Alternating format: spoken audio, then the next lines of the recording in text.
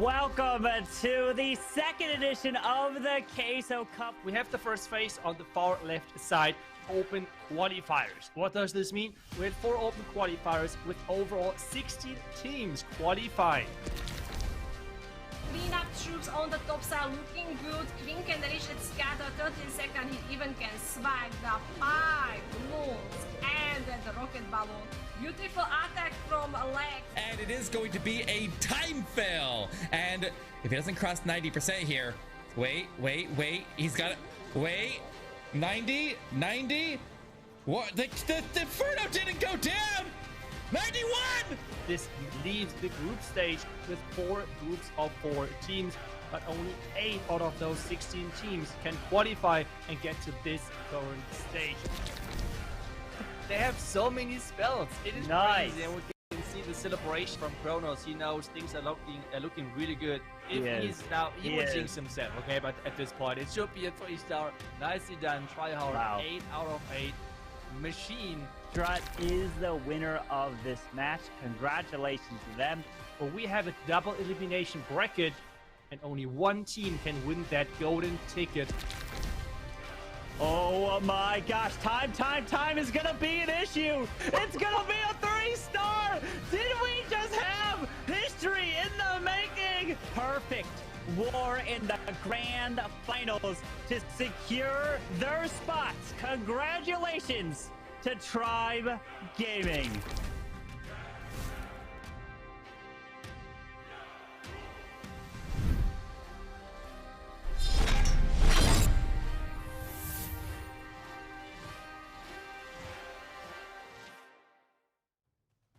Howdy, Chiefs, and welcome back to the Queso Cup Golden Edition. There you just saw Tribe Gaming taking it all last year. They wound up being world's finalists. Who is going to come back this year with a brand new town hall to take it all? My name's Woody, and I've been casting Clash of Clans since 2017 alongside extremely talented guys, the likes of which have never been more talented or more handsome, more capable than Eric. Welcome, sir, and thanks for joining me here today. Are you looking forward to these matches like I am? I absolutely am. 16 teams made it here today, and we're going to find out which ones are going to be moving on and fighting for that golden ticket to the Clash of Clans World Championship. These are the teams that made it through, and you'll notice that 4 of them played in the last year's World Championship under different names there, like NAVI used to be the Queen Walkers, Imperium Titan used to be MS Esports. You have let's see, who I'm missing there. Class Champs was played under Space Station Gaming. Last edition of the Queso Cup, they came in 2nd place there. So we definitely have some killer teams here. GS now playing under Chasmac GS. So we have a stellar lineup of teams here and a bunch of underdogs in the mix as well. So when you have an open sign-up tournament, you never know who's going to make it through. Every team has to sign up and play fresh, and it's refreshing to see some new names, but it's also typical to see the same returning big-name teams as well. Certainly is. Yeah, BADZINGER, RVNT, also gigantic names in the Clash community that are certainly standing out to me from that list. But let's take a look at the format from the event that's going to be taking place today. We are now at the Swiss stage of this event. 16 teams have qualified, and from that list, we will narrow it down to 8 teams. These squads will be battling it out in a Swiss format, and that means that they will play against other teams that have the same rating as them. Over the course of 3 wins or 3 losses, we will see them advance or be eliminated. So half the teams that have moved on, already all capable teams, we will find even more skill coming out of the top half of this squad that are going to get to move on. So tell us a little bit more about this Swiss stage now, Eric.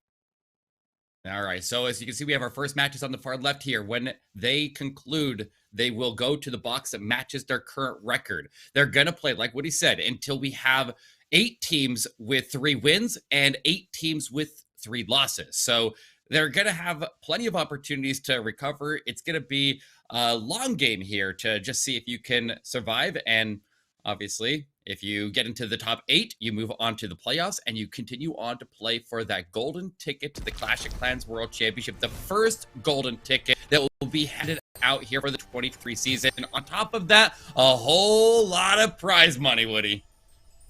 Ooh, it gives me chills just watching those chests open up. All those gems and all that gold to claim. But of course, that golden ticket is the #1 most important prize to be the first squad to claim entry to the Clash of Clans World Championship for 2023. Secure that spot and know that you will be among the top 8 in the world if you're able to win this tournament.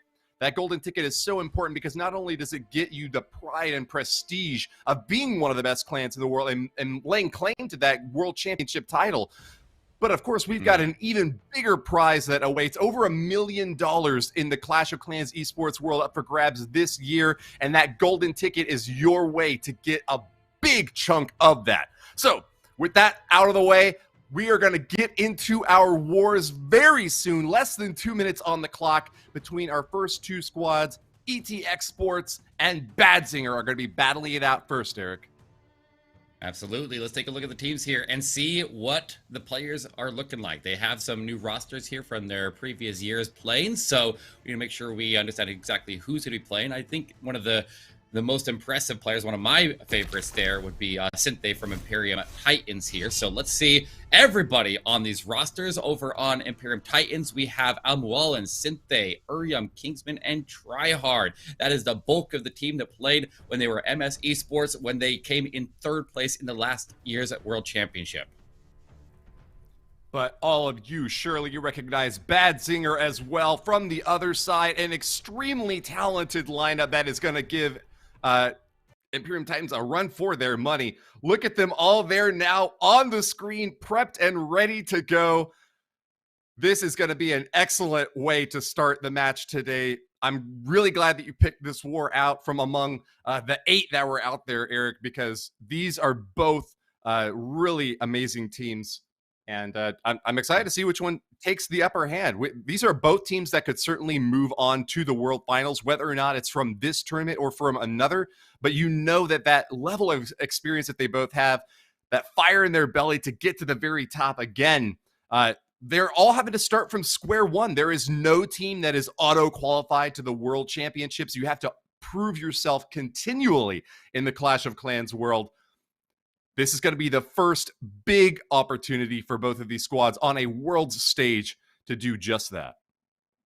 Exactly, and BADZINGER took out a couple big name teams on their way through. Notably, they took out Strut, who played in the last year's World Championship. They just took out Lotus in the final round to rank it here today, but no team had an easy path here. And that's what's crazy, is usually the top name teams who we see consistently make it here are going through each other in those qualifying stages, and that's the only reason a lot of times why you don't see the exact same teams returning over and over with a completely open format. But here we go, we're into the first war, and we're kicking it off with Synthé. He's going after the Skelly Bat Donut, going after the CC, the Monolith, and the Multi-Inferno. Bat spells onto the Monolith, bat spells onto the Multi-Inferno, and the Skeleton spells will snipe off that defensive CC. And if you didn't know, the CC cannot be pulled by bat spells or skeleton spells, so if they destroy it, the CC troops can no longer deploy. And here we go with the heroes coming in from the right side of the base, Woody.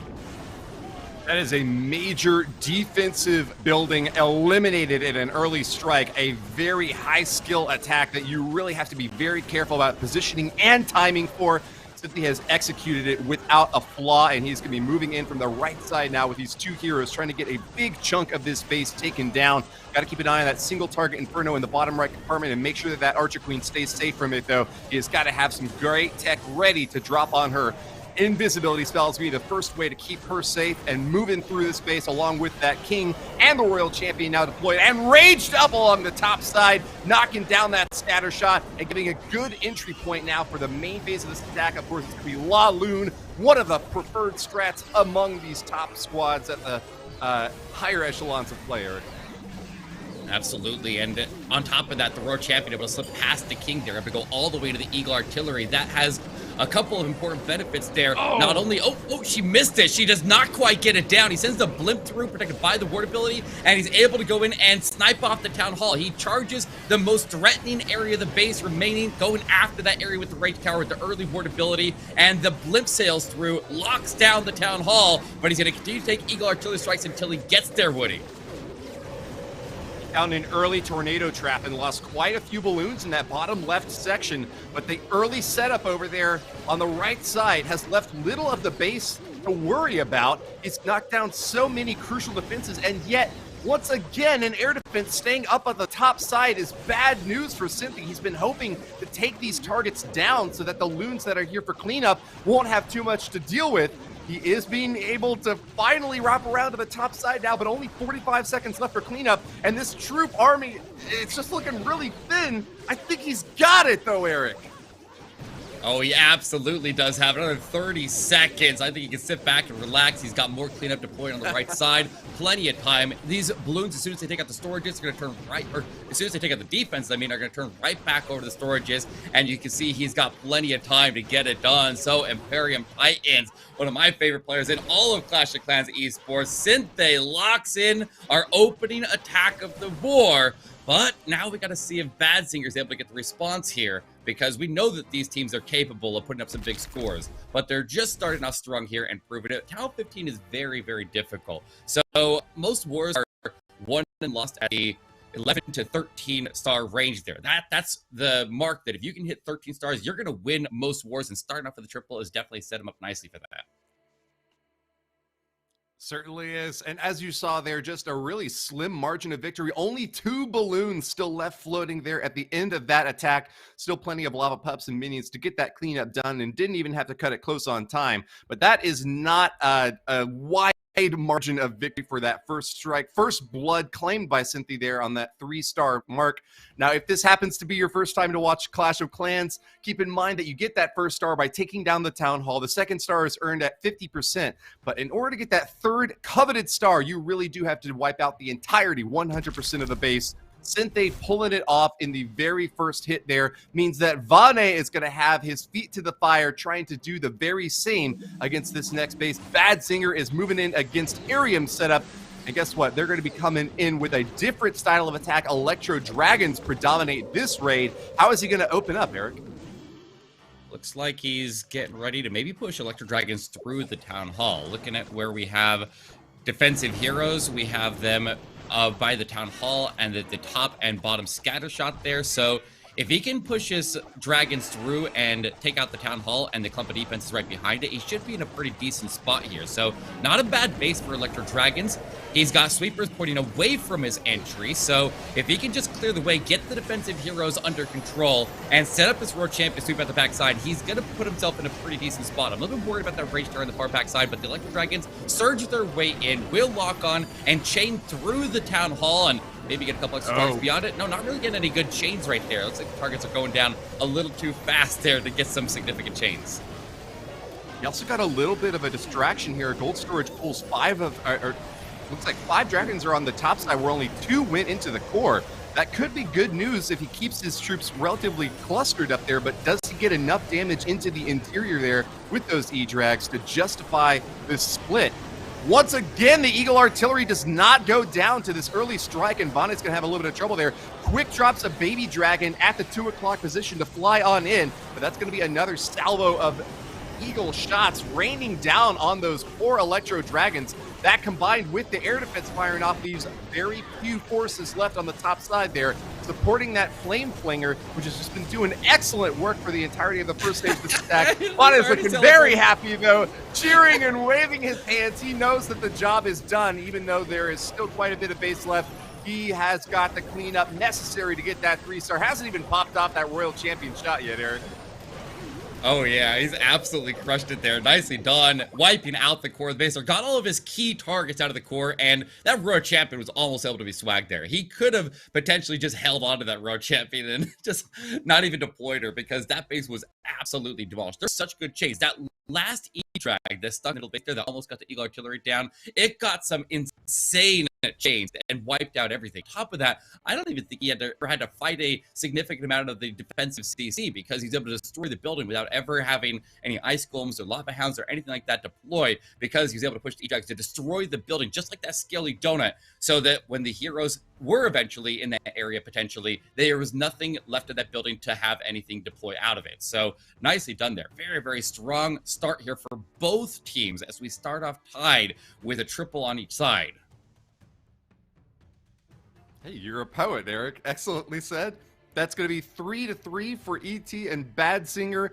Kind of typical, and honestly, it's what we'd expect from the early stages of this war. The strikes that happen out at the beginning are usually against bases that the players feel a little bit more confident about taking on. There's a little bit more time to plan and prepare for those later hits that are up against bases that may necessarily cause some problems. Of course, both of these teams know their opponents. They're trying to build bases that are going to exploit the weaknesses and the attack strategies available to them. Hasn't happened yet, but with 2-3 stars already up on the board, it's shown that ET and BADZINGER are both playing at the top of their game this morning, afternoon, wherever you may be in the world. So very happy to see some great base designs, but already the offense coming over the top to take them down. Electro Dragons have seen a bit more play recently. I know that they've always kind of been a pocket strategy that these top players have held on to, whereas Lava Hound has always been at the forefront, even for many, many years now, as one of the big favorites. And it looks like ET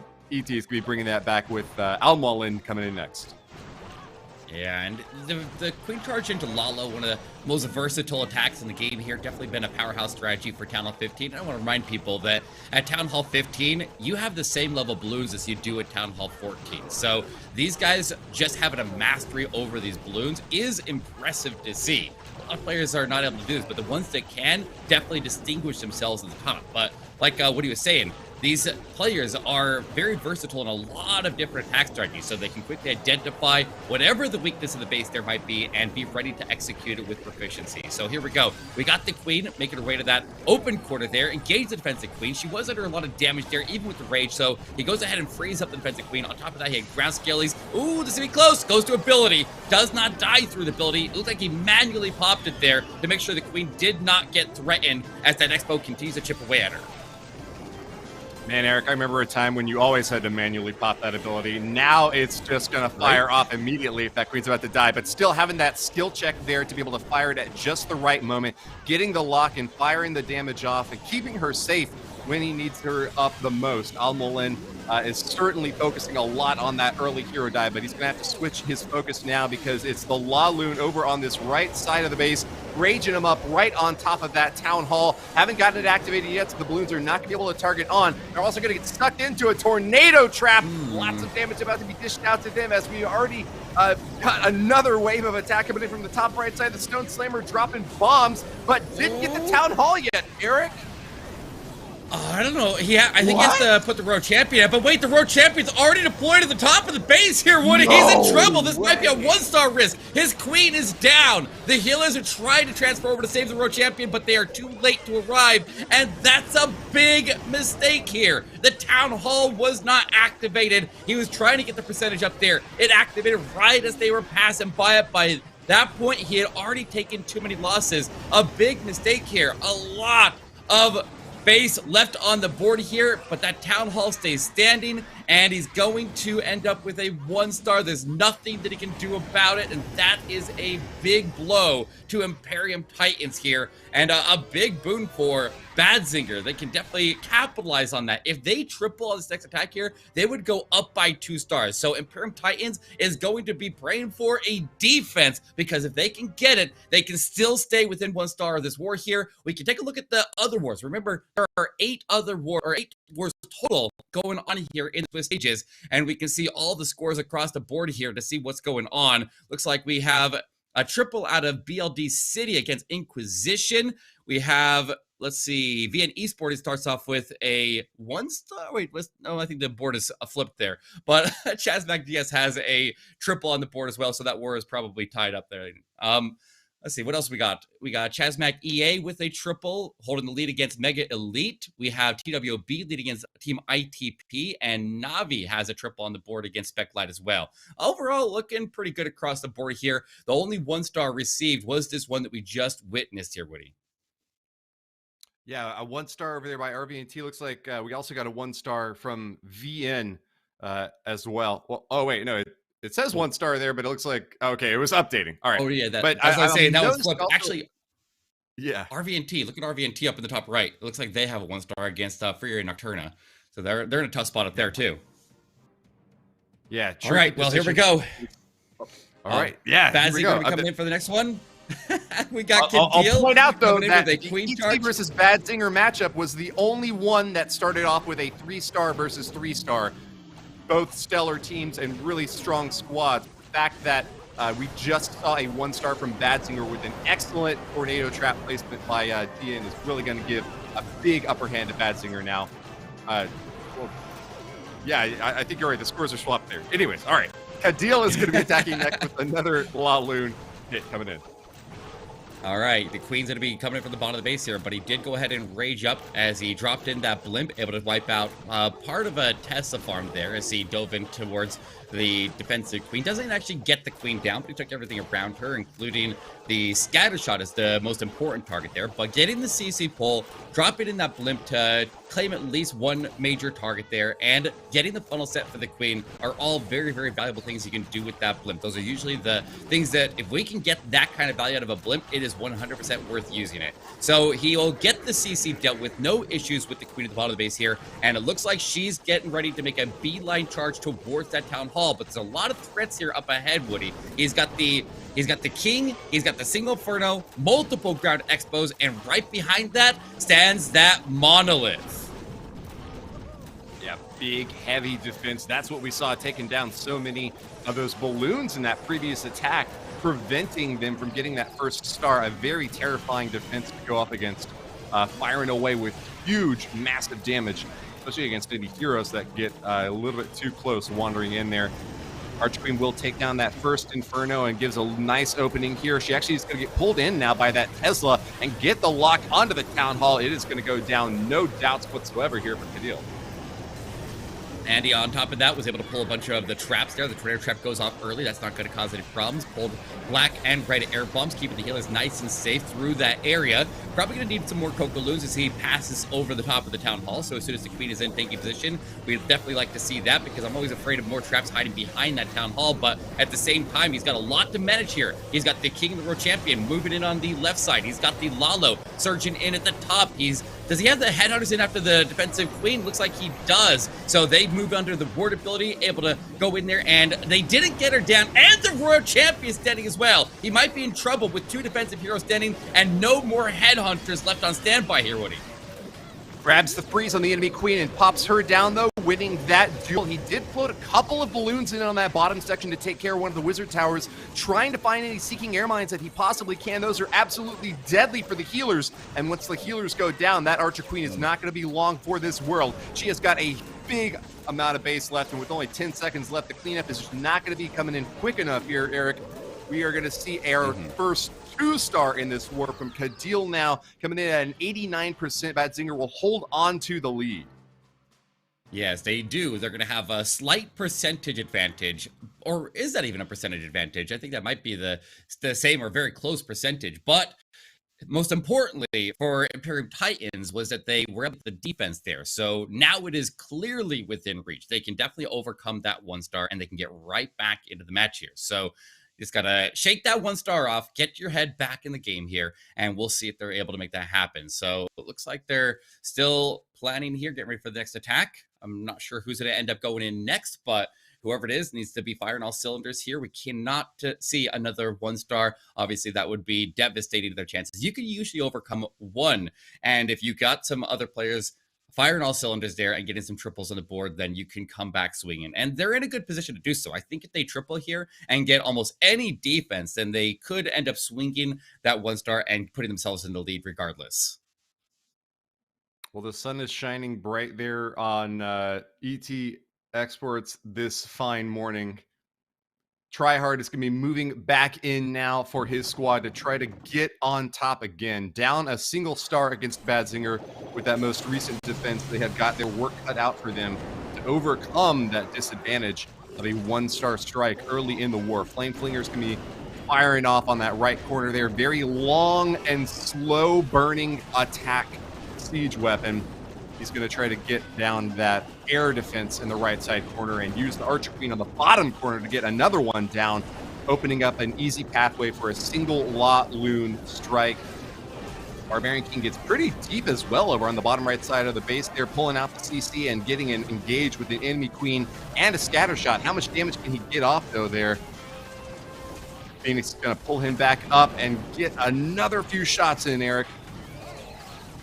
Yeah, not enough to get the defensive world champion down or the scatter shot. He was intercepted by a whole bunch of ground skellies, giant bombs in that compartment, killing off all the barbarians that he spawned from his ability there. But he got enough that he may be able to push the world champion through that area later on. I am a little bit worried about that defensive world champion standing there in the way. Definitely would have liked to get her out of the way, but at least he got the CC pull. And getting the CC pull early in an attack like this is quite important, because now the Queen, because of the CC sitting right behind the Monolith, he won't have to fight the CC while he's taking Monolith fire, which is very, very important. But the Eagle Artillery is activated now, taking strikes at the Queen. He's got a raged up Expo pinging away at him. He's about to pick up the Town Hall damage. He has to have a freeze on standby that's going to overwhelm the Queen. He instead goes to ability that will do the job. But he's got the Royal Champion to point on the left side here, and I guess the Lalo would probably need to come in on the left side. I thought the Royal Champion would come in from the right, but I guess if she deploys on the left, she pushes the Queen to go in, but the Queen goes down. It's a safe healer transfer though, Woody. He might be able to still pull this under control. And the Monolith has just obliterated that Queen. It's so much damage, especially against high hit point targets, and it is now firing away against that Royal Champion. She goes invisible, pops the ability, tosses the shield, throws that spear, and it is finished off. Tryhard is on the way to a 3-star hit. Yeah, I just gotta get that defensive Royal Champion down, but his Royal Champion on her final strike there claims her, and that clears the path for the Blues to make their way into the final scatter shot. He's overwhelming. He's got plenty of time left here. Not even the defensive king stopping his cleanup top there is going to stop this from going through. So that's the triple that they needed. That is a critically important triple right after they picked up the defense. And if they can pick up almost any defense right now, looks like they are currently 2 buildings behind. So I guess a 98 would tie up the score right now from BADZINGER. But we'll have to see what happens here as we get ready for their next attack and see what they do in response. They're going to be trying to hold on that lead here, tooth and nail. But take a look back at the big boards here. We have another triple out of an underdog team out of nowhere, BLD City, locking one in against Inquisition. Inquisition has 1 on the board right now. We got Zigal and Class Champs with a triple each. Looks like a percentage lead for Class Champs. RVNT still struggling there after their 1-star, and Furia Nocturna has a triple on the board. They are 2 stars up in their board there. We are tied for ET-Xsports and Chasmac GS. NAVI taking a solid lead with 2 triples on the board and 2 defenses. We have Chasmac EA, who just logged another triple. They are cleaning house against Mega Elite. And then the last war on the boards there, ITP team taking on TWB. We are 1 triple on the board for each team there, and we're tied up with a percentage advantage into ITP's favor. So across the board here, a lot of close wars, a couple teams starting to pull ahead, but now let's dive into BADZINGER sending in ND with a Zap Lalo for our next attack here, Woody. Pretty strong percentage advantage there for ITPs, coming in at 5% out of only 2 attacks. Going to be very hard to surmount that. We really need to see big stars on the other side. Let's see if BADZINGER are able to keep that lead ahead with that 1-star defense that they had earlier on. That is just such a boon for any squad in this 5v5 setup. When you knock out essentially 2 stars from any one opponent, you really are expected to get the win at that point if you can just hang on to that lead. So let's see if the Laloons now from ND are going to give him that shot that he's looking for. BADZINGER have leaned on ND for a very long time. Super skilled player who has been on this lineup for many years now, and he is not going to disappoint with this early hero dive, taking out a gigantic chunk of the bottom section of the space, even diving in quite deep with that Barbarian King to knock down the enemy Archer Queen, grabbing that CC pull as well. It's a Lava Hound coming out, and that is not going to slow the King down at all. Yeah, that's Rockaboo's coming at the Queen right now. He had a couple ground skillies that intercepted both his Royal Champion and his Queen. The Queen is still getting the job done, but those Rockaboos surge now and taking out his Royal Champion. It leads up to that multi-inferno. But he did get the Rage Tower to trigger, so he may be able to still handle it. I am a little bit worried about that multi-inferno. It's in a very difficult position right now where the balloons, if they went after it, they would get melted. He almost needs that Stone Slammer to drop out whatever's inside and have that deal with it. But at first, he needs to focus on the Town Hall, because we've seen that the Town Hall can prove to be difficult, and he's got that multi-inferno next to it as well, dishing out additional damage but he's across 50% there, so the Town Hall is activated on percentage, and he's got some blues moving, and he'll even rage them to make sure they secure the Town Hall takedown, Woody, and there it is, even with the Tornado Trap, able to lock in that second star. Good to claim there, but as you noted, that multi-target Inferno still standing on the back end could be a big problem for these balloons. He does still have one free spell left. Is he going to have the cojones to be able to hold that thing until the very end? I don't know. It looks like he's trying to hang on to it, but man, there's a lot of point defenses still left up in the center of the base that have been knocking down these balloons since the very beginning. He's dragging this Lava Hound out to the very edge so that it doesn't distract the minions that are coming through. That might prove clutch here. He's still also holding on to 2 Headhunters and a Baby Dragon for a little bit more DPS that he can apply to this base. With 20 seconds left, it's coming down to the very end. I don't know if he's got enough in there for cleanup. Why is he still holding the Baby Dragon? Get it in there! I think he was trying to hold it to go after the Multi-Inferno there. He is able to sneak in his last Headhunter after the King went down to get that storage out of the way, but he needs to get the percentage a little bit higher here. If he can reach a 98%, we are exactly tied. And no! The 1 star is overcome. Imperium Titans take a 1 building lead in this war. You don't get much closer than that, Woody. That's wild.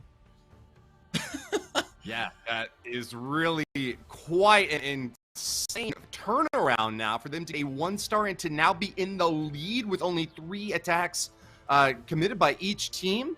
ND from BADZINGER walking away with a 2 star, 97% there, leaving just 3% on the board, but the hopes of his squad have just started to evaporate, just like I know that they must be shaking now, knowing that they were in an advantageous position, but all the fans out there that have been watching over on YouTube anyways have voted who they think is going to win the first match, and so far, 67% of the votes over for ET-Xsports and 33% for BADZINGER. That is bearing out now in the standings of this match, Eric. Absolutely, with a Queen Charge Hog Rider coming in. We know that Imperium Titan love their Hog Rider attacks here, and they're a master at this.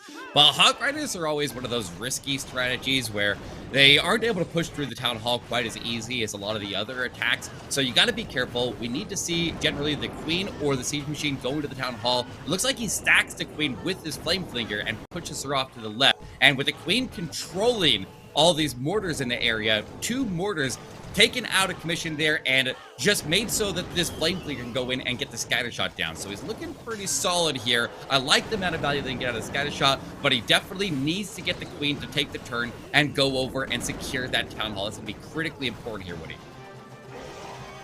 Yeah, that Flame Flinger has endured nerf after nerf, and yet it is still preferred as one of the best siege weapons at top level play just because of that super long range. It's basically a fire and forget mechanism. As long as there's no long range defenses like mortars to be able to lock onto it, it is just going to go to town, taking out lots of that enemy base. It does take a long time to get the job done though, so you really have to make sure that the second and third stages sometimes of your attacks are able to complement it well. And I think so far Kingsman's going to be very happy with this initial deploy, taking down air defenses and getting that Queen quite deep into the base, even popping an invisibility spell on the enemy defenses there to make sure that she funnels to the correct position, ought to make it all the way to that Town Hall and get that down for the first star here. Let's see how he follows up, Eric. Oh, he missed that multi-inferno. He's going to go back for it with a couple of balloons, freezing it on top of that. Definitely wants that multi down, and he's investing into it. Throws a Hog Rider over there as well, and he looks like he does get some troops delivered into it. And no, he does not get it down there. So the multi could potentially cause some problems for the Queen, as he has rocket balloons coming out of his Flame Flinger, and the bulk of his Hogs coming in from the bottom. He dropped additional balloons, additional Hog Riders, trying to take down that multi-inferno, which we have seen so often has been the last line of defense to prevent the 3-star, and does not get it done. He's going to have to cross his fingers, hope and pray that the main attacking army has enough to clean up along the back edge of this base to get that 100%. Very difficult spot here for Imperium Titans, who just barely got that 1% lead off of the defense against BADZINGER, but need to follow it up with a 3-star of their own if they want to secure the win. Yeah, that multi wrecked the healer. Some of them survived and gave a little bit of healing output to the other half of the attack here, but he definitely needed the queen to survive there. That multi went down. The queen could have been able to reach all of the defenses, and she would have been able to walk out the backside of the base and meet the road champion over there. The road champion is going to be met with the roadblock of that Expo and the defensive Grand Warden. That'll probably be too much for her. He's also running low on time. It doesn't look like this one is going to happen. He's got a little bit too much there, but yeah, if that Inferno went down, this would have been a triple. I'm convinced of it. So a very, very unfortunately, he went to backup plan to backup plan. He reattempted it multiple times there to try to get that Inferno down, but it would have been better if the King and the Phoenix could have just taken it in the first place like he planned. It would have been crushed if he could have, but it is a 92%. And so now BADZINGER knows the bar that they have to cross to get into lead here, Woody. You just know that you have so few troops and just like have to commit them so perfectly in order to get those 3 stars knocked down. If you just saw the first 2 attacks in this war, you might have thought that it was easy for these guys, but it has become a long haul slugfest right now between BADZINGER and Eryam Titans, trying to see which one of these 2 teams is going to come out on top. But the 3 stars have just not been forthcoming in the mid to late stage of this war now. Can BN follow up with yet another one of these Lalo strikes to try to get the job done? Massive earthquakes falling onto the center of this base, and he's just going to carve out a gigantic hole in the middle to try to get this Lalo prepped. Even brought a golem for this attack to support that archer on the left side, taking down that enemy air defense, and scatter shot will be another big strike earlier on. But wow, he's wasting no time at all, is he, Eric? No, just pushing that golem in to tank for the queen. The queen gets cut off by the king as she turns north. That's going to force her into the base. The king is partially cut off on the top side, but he has a Tesla farm there, and he may have to invest some balloons into that Tesla farm to make sure the king takes a turn to the Eagle Artillery. That Eagle Artillery is going to be a very critical target. He invests a world champion into it. That will get the job done, and that should hopefully get the king to turn back. He does. He pops his ability, and at the same time, the log launcher is coming in to try to get that multi-inferno down. If it takes that multi, then he's in a very strong spot, and the CC troops come out, would finish the job there, while potentially getting the world champion down as well. But most importantly, he's able to break the ring of defenses, connect to the hole that was created by the lightning in the core of the base there, and he took out a lot of big targets on his way through as well.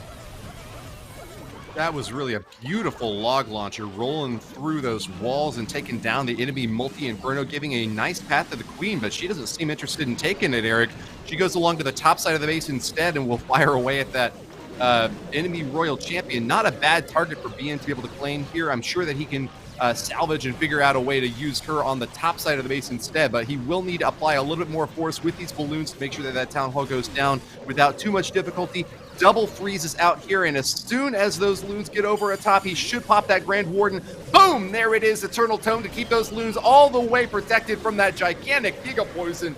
They are not going to have anything to fear whatsoever, as that timing was just ideal. But oh no! Tornado trap out the back, and there's going to be a multi-target Inferno firing away at him again. BN is going to drop another freeze to keep them safe. That is a massive pack of balloons parading over this base. Yeah, but they're not out of this yet here. They still have to go through the scatter shot, and being clumped up as you go to the scatter shot is going to work against him. He drops in the freeze. He throws in the remainder of his balloons to go try to pick up this air defense. And if he gets that air defense, the scatter shot down, he has a chance. He's got the Warden still moving. Yes! He's cheered already. He thinks he has it, but he still needs the Warden to go take out the last couple of defenses. The Warden is not getting distracted off of his targets there. Hey, oh, he got the storage. He has to turn onto this Wizard Tower, and with 30 seconds left, he's just coasting, and I think he's got it in the bag there, and that will put BADZINGER back in the lead. Lead reclaimed, a percentage and star advantage once again. Incredible. Hats off to that Electro Owl going home to roost, the MVP of the cleanup along the top corner there, zapping through multiple defenses that would have caused a lot of big problems for those balloons and minions. But BADZINGER have done it like you said, Eric, there, grabbing yet another 3-star. They will not be denied the advantage with only 1 strike left for both of these squads. BADZINGER are in a dominant lead now, and it is going to take a lot of big defense from ET-Xsports for Imperium Titans to be able to hold on at the end here. But let's take another look back at the scoreboard now as we see BLD City holding on to that lead against Inquisition. Not yet insurmountable, and Inquisition could come back over the top if they get a 3-star in their next strike. Zig all over Clash Champs right now as Furia Nocturna continues to hold that lead against RVNT, not giving up a single triple yet. We see ET-Xsports down there against Chasmac Gaming in the lead as well with a big percentage and star advantage. NAVI holding on to that upper hand as we move back into the last round of attacks in our main war. Who is going to take it, BADZINGER or Imperium Titans?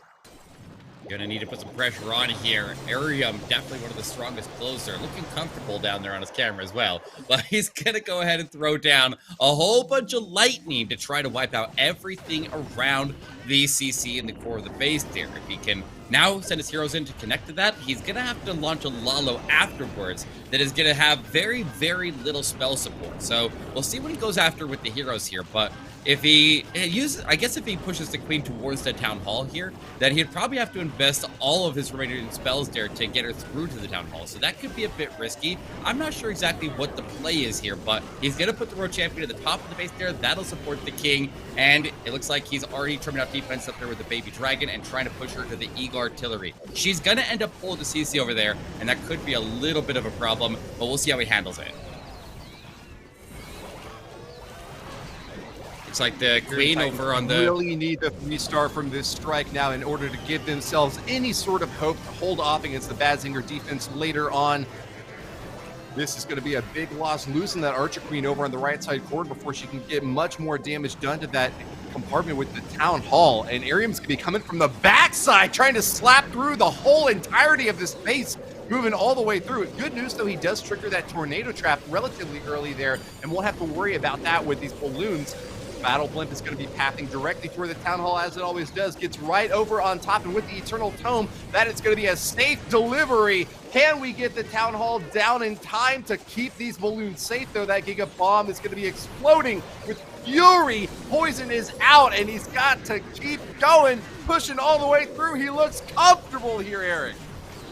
Absolutely, just gonna power through the Monolith. All of the splash damage on the base is gone, but Town Hall Poison is wreaking havoc on some of the balloons there. He's got the Monolith under control there. He can throw something maybe into that Wizard Tower to distract it if he wants to, but I think he's got it under control. He's got a lot of time left to work with. The Warden is still dishing out his damage, and there's a nice clump of balloons there wrapping around the north side defenses, and he can push his way back over to his Wizard Tower. He's absolutely got it under control. On top of that, he's able to draw that Lava Hound completely out of the way and make so it's not distracting his cleanup. So he'll have to power through the king here with all of his cleanup, but with another 36 seconds, he's not going to have a problem doing that. The Warden Balloons will quickly mow him down, and that's what they needed, guys. They're down on stars going into attack here, but that's going to put a lot of pressure over to BADZINGER, and BADZINGER's going to be back in a similar position to what they just were in the attacks before. So I think they need a high 90s attack here to be able to claim victory over Imperium Titan. So he's done everything he needs to do, but now they need to hold on for one more attack. If they can get the defense, they will overcome at 1 star. It would be a comeback story right there, but this lead has been switching back and forth the entire war. It's definitely could go either way right now, and it's just going to come down to his final attacker with a lot of pressure on his shoulders. Well, I'm sure chat will check me if I'm wrong on this, but it looks like a 93% would be the tie between these two teams. So it's going to take 94% to come in over the top and to surpass that standard that was set there. The high threshold can be met, though, by these squads that have put so much time and effort. A 3-star is not out of the question for this final attack either. And I'm really looking forward to seeing what comes of the last one in this war. Keep in mind, though, that we've also got 7 more wars happening in the background, and we will do our best to report the outcomes of those as they happen as well. This Swiss stage is the second in the Queso Cup 2023, where we get a chance to see the top 16 teams battle it out to try to find out which 8 will be moving on in the end. Dima from BADZINGER is going to anchor his squad, holding on to the last attack now, trying to get either a 3-star or at least that 94%. Absolutely. Dima is one of the highest hit rate players on his team. When he played through the qualifying stages, he was the highest hit rate in the world, I believe. So definitely a strong anchor to push through here. But now we'll see if he can make it happen here with this Flame Flinker. He's got the Queen Charge going towards the Town Hall. He's got plenty of spells that he's going to be using here for this Queen, not involving any lightning like we saw in some of the previous attacks there. But we'll see if this Queen can go in here and secure the Town Hall. The CC is on the far other side of the base, and you can see that Monolith all the way up in here. But a lot of targets here to push in and take down, and a lot of high-value targets with these multi-infernos for Lalo. And if he can clear out all the way into the Monolith, then this Queen is going to set up this Lalo perfectly here, Woody. He's also done some great work mine sweeping there with those coconut loons, floating those in to make sure that there's no sticking air mines to cause problems for those healers. As the Archer Queen is now taking down that bottom compartment. First star is claimed, and there is a great start here for Dima. He's running the clock now, though, and needs to get that second stage of the strike ready and prepped as the Flame Flinger, Archer Queen, and Barbarian King have done a three-pronged stab into this base and taken out a big chunk of it. I still see that air defense up on the bottom corner, though, and I definitely know he's going to want to take that down before those balloons start floating overhead. Dima from BADZINGER with now less than half of the remaining time to get this 3-star finished off, Eric. Okay, well, he's got the Royal Champion coming to the bottom of the base there, but the Queen did fall short. She did not take that Monolith. I was pretty sure that she needed to go all the way in there because now he needs to fight the sweepers as he pushes his way through. He has the Royal Champion ability, and her ability could hit the sweeper that's knocking his balloons back right now, but that doesn't save him later on. I'm a little bit worried here. Rage Tower goes off, but he's got the board ability to counter it. He's got red air bombs going off there as well, dropping in more balloons across the top of the base there. The Royal Champion finally gets the Hound pop so she can get back in commission, but the sweepers continue to knock him back here. He's got one more freeze. He's got the bulk of the big defenses down. Now the question is, freeze the Monolith or freeze the Scattershot? He chooses to freeze the Monolith, and that might push the Royal Champion through. Where's the Diggy? The Diggy's gone! The Diggy's gone! The Scattershot stays standing! The Monolith stays standing! He's not out of this yet, though! He still has the ward in here, Woody! He does. That's going to be a lot of big damage. He's holding on, though. He's feeling confident. Just needs to knock that one down. That'll be 93% and 94% for the win! BADZINGER over and above. Eryam's team has been knocked back. ET-Xsports has been demolished as Dima from BADZINGER doesn't quite get the 3-star here, but that is enough to move on with the win. Absolutely. That was wild. What a finish right there. I wasn't sure how he's going to push through those last couple of defenses there, but he does take him down. That last storage there stays standing. That Royal Champion coming in clutch there and sweeping out some of those sweepers and pushing through towards that Monolith. I mean, it would have been overkill there if he had the Diggy to get the stun, but obviously when the Royal Champion stopped up on the Hound, she's going to get stalled and let that Diggy escape her. But yeah, that was a clutch play right there. Dima continues to perform at the highest level here, and he's going to lock in the win there for his team. And that's rough there for Imperium Titans, knowing that if they didn't end up with a 1-star, they would have been a star up on BADZINGER. But, you know, they're not done yet because we still have a lot of rounds left here. And if we pull back up our Swiss stage bracket, we would see that we have every team that is going to be splitting into, they're going to be splitting into 2 separate brackets, either the 0-1 teams or the 1-0 teams. So a big win right there for BADZINGER is going to set them up very, very nicely. And there we go. Our final scores are in. A slight percentage advantage into BADZINGER's favor. It looks like they won it by 6 buildings. Only 6 buildings separated these teams here. That's a pretty close war right there, Woody. Yeah, very, very close and swinging back and forth as 1-stars have been overcome to nonetheless give that victory to BADZINGER. A very tight margin a victory here, but that is going to be how the cookie crumbles with Imperium Titans getting the chance to move on in the lower side of this Swiss stage. It's not going to be until a team is 3 losses away before they will be eliminated. BADZINGER playing very consistently, very strong out on top. Both teams, however, with that 60% hit rate, bringing in 3 triples. It was just the deficit at that second hit from Almwalin that left Imperium Titans behind now. So congrats to BADZINGER on moving on up on the top side. They've overcome what might be their most difficult opposition in this Swiss stage bodes very well for them to be able to advance up along the upper side of this bracket. Yeah, BADZINGER definitely deserved that win there as well. Holding strong.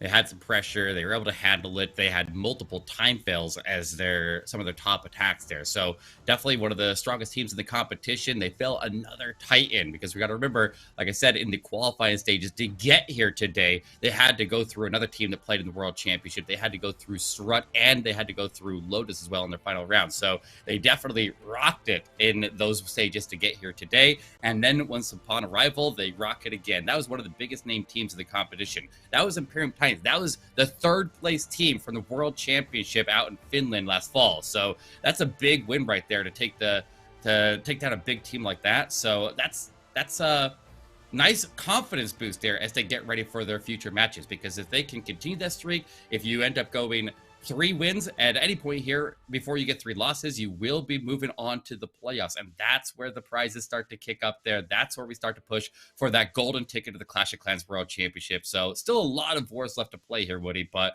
they're off to a good start, and there's still a lot of room for recovery there for Imperium Titans as well. Yeah, absolutely. Imperium Titans, as this French squad, is just like a paragon of excellence in the Clash community, having had multiple appearances at World Championship events. And as you mentioned there, this most recent year coming in at 3rd place, but they've done that before as well when they were MCES, moving into the very top levels of Clash competition. They've never yet claimed that championship title. And I know that that is something that has eluded them for a long time, that they are looking to grab. So why don't you break down a replay for us here now, Eric? Absolutely. So I love the attacks that use a lot of lightning. So I wanted to look at this attack here from there. Obviously, Dima on defense here was able to get them held back, and this one was very, very nice. He used the lightning. He's able to take out the rage tower in the middle of the base there, taking out the multi-infernos, and that's a big deal right there. If you can get multiple multi-infernos and get the defensive rage towers out of the way, you're in a very, very good spot, because when you're trying to do a Lalo, when you have no spell support other than the last 2 freezes that he has on standby there, and you kind of need those to secure the town hall. So with that invisibility tower by the town hall, you need to have at a minimum 1 invisibility or 1 freeze there to lock down that invisibility tower so you can claim the town hall. But you have very little spell support for the actual Lalo portion. So with no multi-infernos to have to power through by taking them out early, then he's set up nicely. But on top of that, he has the heroes go in, and even though the queen wasn't intended to go in there and secure the town hall, she worked with the king, she worked with the world champion, and was able to trim out all the defenses on the top side. So one of the biggest things when we're doing any Lalo attack is we need to punch a hole in the middle of the base there, and then we need to have the heroes come in and connect from the outside of the base there to the hole that is created. That's going to make so that all that is left here is a crescent shape. If we didn't use the siege machine while we are setting that up there, then he has it to go in and snipe the town hall. So notice how the Lalo mostly deploys up from the top side with no support up there other than a lava hound, but the main bulk of the attack there goes in right at the defensive hero to make sure he can pop the ward ability to not only protect that blimp to go secure the town hall with the assistance of that freeze, but also he protects the headhunters so they can go in there and take that defensive hero down. Very, very important to protect those headhunters, especially when the base, as you see, has ground expos all around it. So if those headhunters arrive, they take the defensive hero down, then the blues can just sweep on through, and very, very little splash damage was left after that lightning. So it was a really, really nice attack there. And he's done this attack many times before, but I don't see a lot of other players breaking out that much lightning. He's definitely a master of this attack here. And had they not ended up with that 1-star, they definitely would have been in a very strong position to be able to take the win. But unfortunately for them, BADZINGER was able to clutch their Dima, who was on the defense here, got that last attack to go through. It was a time fail, but it was more than enough for the win. So congrats to them still, but a solid performance here out of Imperium Titans. Love to see it, and I like to see these creative attacks as well. That was a really cool one here for Eryam, and one that I like to see. I really like lightning attacks in general. I think they're very, very powerful in the meta, and I like it. But let's go take a look at another attack there for Woody. You had an attack picked out as well? Yeah, let's see if we can get that one loaded up next. Of course, you just saw Dima defending there, but who was the last one to finish it up on the other side of the map? But Dima as well. So I think that's who we're going to be tossing up here. We'll get a chance to get a second replay analyzed and give you a break here for a moment, Eric. Yeah, it's going to be Dima from BADZINGER, another attack that came in late in this war to try to get this thing finished off with a 3-star. Didn't quite make it all the way there, but it was a beautiful setup nonetheless. As we saw that Flame Flinger moving in from the right side corner was the initial starting strike for this army that Dima has set up. He has got a lot of base to cover with this fifth and final hit for BADZINGER. And keep in mind that this is the clutch hit necessary to finish off the war. This is not just an early stab where you're trying to get an early lead for your team.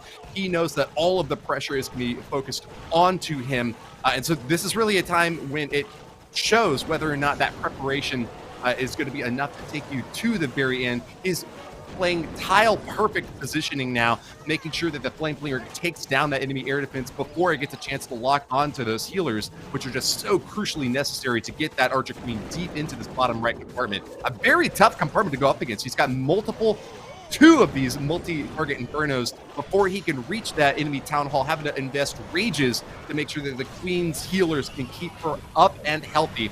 Meanwhile, at the same time, he's already deploying that third hero along the bottom, that Barbarian King. As we saw, didn't quite get to that air defense, but still managed to get deep into that base and managed to find a lot of value nonetheless. Dima is keeping an eye on the clock this entire time, though, because he knows so many times there have been time fails among not just his squad, but the opponents as well. So this is definitely a razor-thin result with the 2-star 99%. But I'm not really sure what he could have done differently to get that 3-star secured. I know that we'll get opinions up in the chat about what went right, what went wrong. But for my end, I'm loving the placement on these spells in here. He just barely manages to place that freeze a little bit late, though, and that would be something that I would focus on for a future attempt on this base to try to get down a little bit earlier, keep that Queen protected, a few more shots off against that Monolith or any of the other defenses in the core of the base might have given him the upper hand that he needed. As we see that Eagle artillery firing away, though, Dima has chosen to let that be the one big defense that stays up late into this attack. He's got a beautiful spread on these balloons, though, and that really helps to avoid the massive splash damage that can cause huge problems for a balloon parade here. The externalized air defenses along the edges of the base make for an easy target, though, for these balloons. It's really going to be that splash damage from key defenses like the Eagle Artillery, like the Scatter Shot, like this Wizard Tower that are going to start to really whomp through them in the end. It looks like an overwhelming kill, but as you watch that Scatter Shot just take shot after shot against these balloons, taking down multiple clumps each time, that is what eventually left us with just that 2-star 99%, a very narrow margin of victory for BADZINGER, coming in on a star tie, but getting that percentage lead in the end, thanks to the remaining forces that were left here for Dima. Didn't quite grab that 3-star, but it was awfully, awfully close.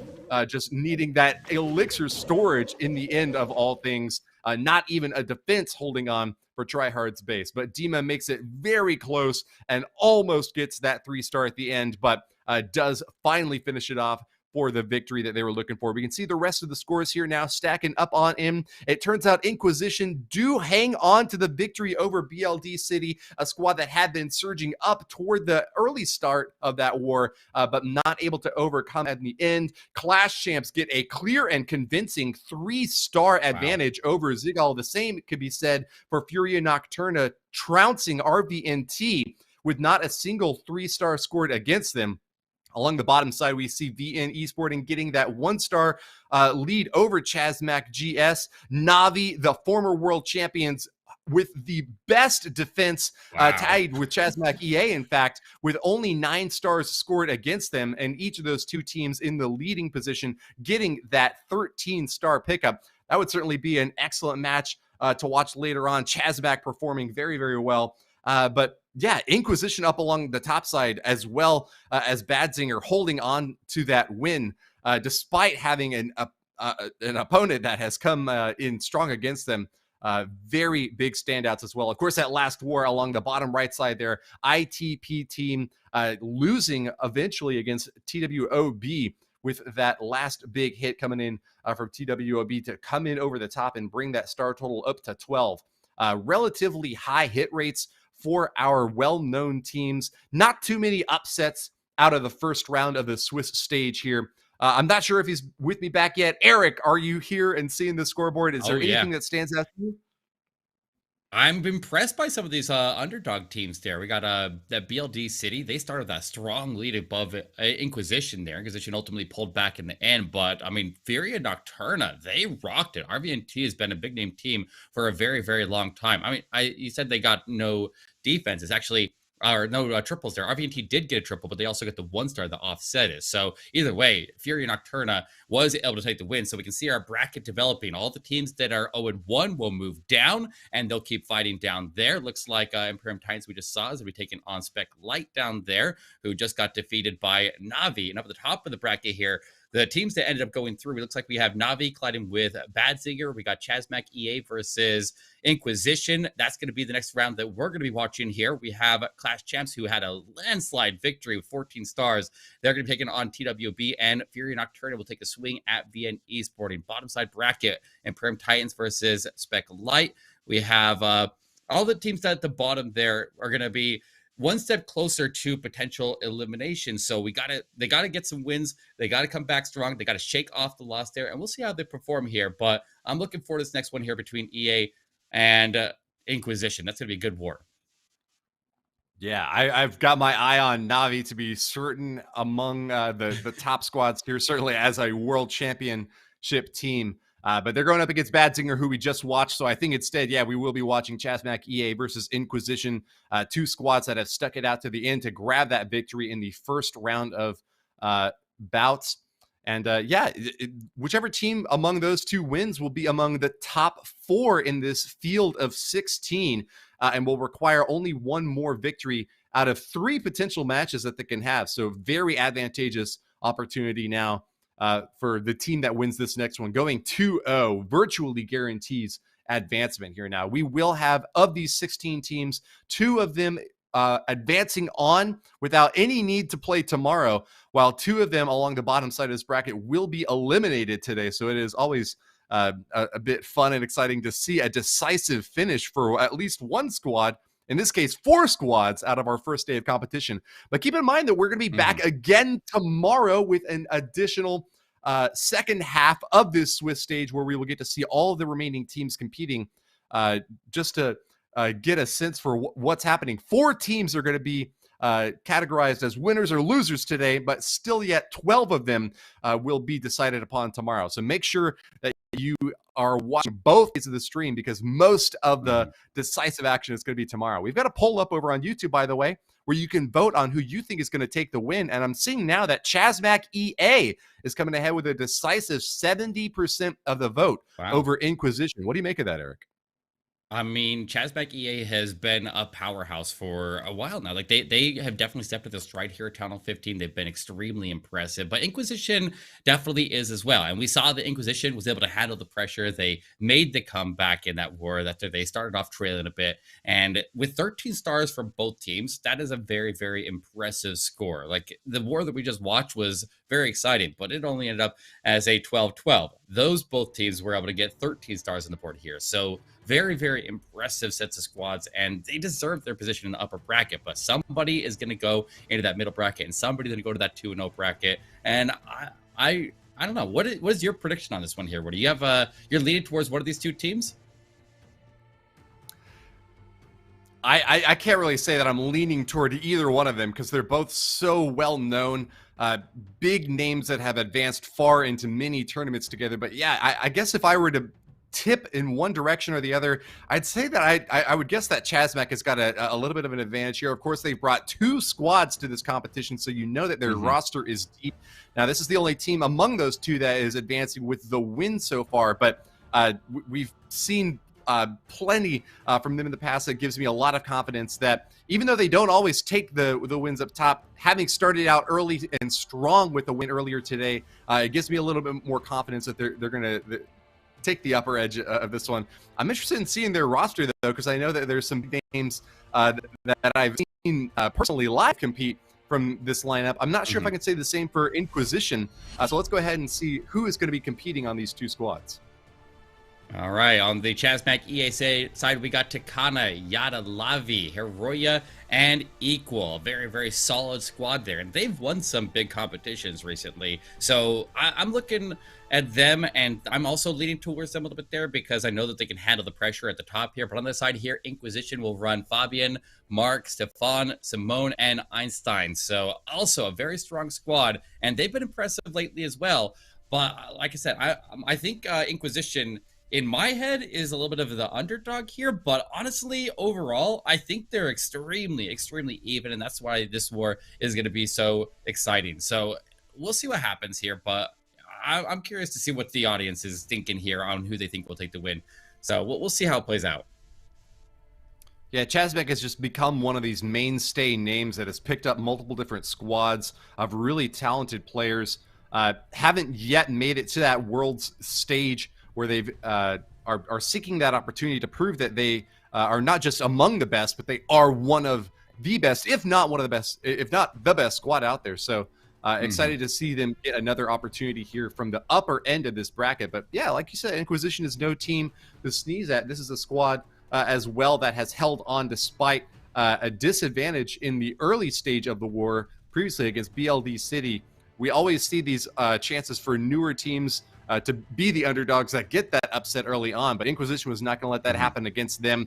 Another squad with a lot of staying power that has held their own against other skilled teams. So yeah, for Chasmac and Inquisition, I'd say that this is going to be a very narrow match once again, just like the one that we just saw.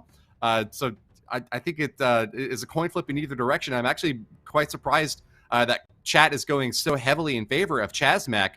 Very well-known team, and I'm certain that there must be a lot of fans of Chasmac there in the chat. But yeah, now it's 72% of the vote going to Chasmac over Inquisition. So yeah, over and above what we saw in that previous match between BADZINGER and Imperium Titans. So the next war's going to be starting in 1:30. Let us know in the chat who you're cheering on for and who you expect to get this win here today. But Eric, was there anything that stood out to you from the first war in terms of overall attack strategies that were brought? I feel like Lava Hound was just so predominant in that first war that we didn't really get much of a chance to see anything else except for an Electro Dragon hit toward the beginning there. It was a nice E-Drag attack, though. That was a very, very nice E-Drag attack, though.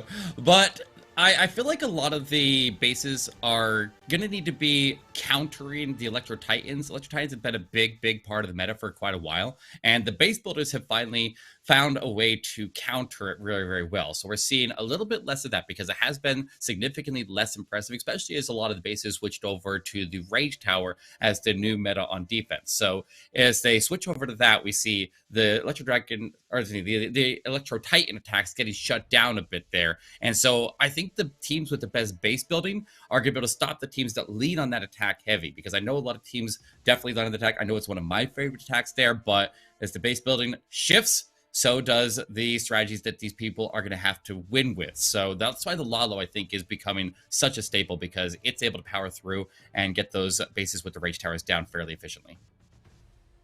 Yeah, this is a really exciting time in Clash of Clans meta development, as that new Town Hall was released just 4 or 5 months ago. We get a chance to see how the pros are deploying these armies, configuring their defenses, responding to each other, because it's a tit for tat, right? It's not just the defenders responding to the best attacking forces. It's then the attackers tweaking those armies a little bit to respond to what the defenders have set up against them. And it's these wars in the upper echelons of play where golden tickets are on the line that we see a lot of creativity coming out from these squads, not just bringing the same thing over and over again, but bringing their best to bear with new styles of attacks. It's going to be going back to an old mainstay, though, this Hydra army that's got dragons and Inferno dragons in it, bringing one Dragon Rider this time. Yada going to be the first to strike for Chasmac Gaming against what looks like an easy Town Hall in the bottom corner of this base, but it's going to be a very difficult interior to focus on. 3 spread out Inferno towers, and of course that Monolith looms large right next to, it looks like a poison spell on defense here. Not going to be raging it up this time.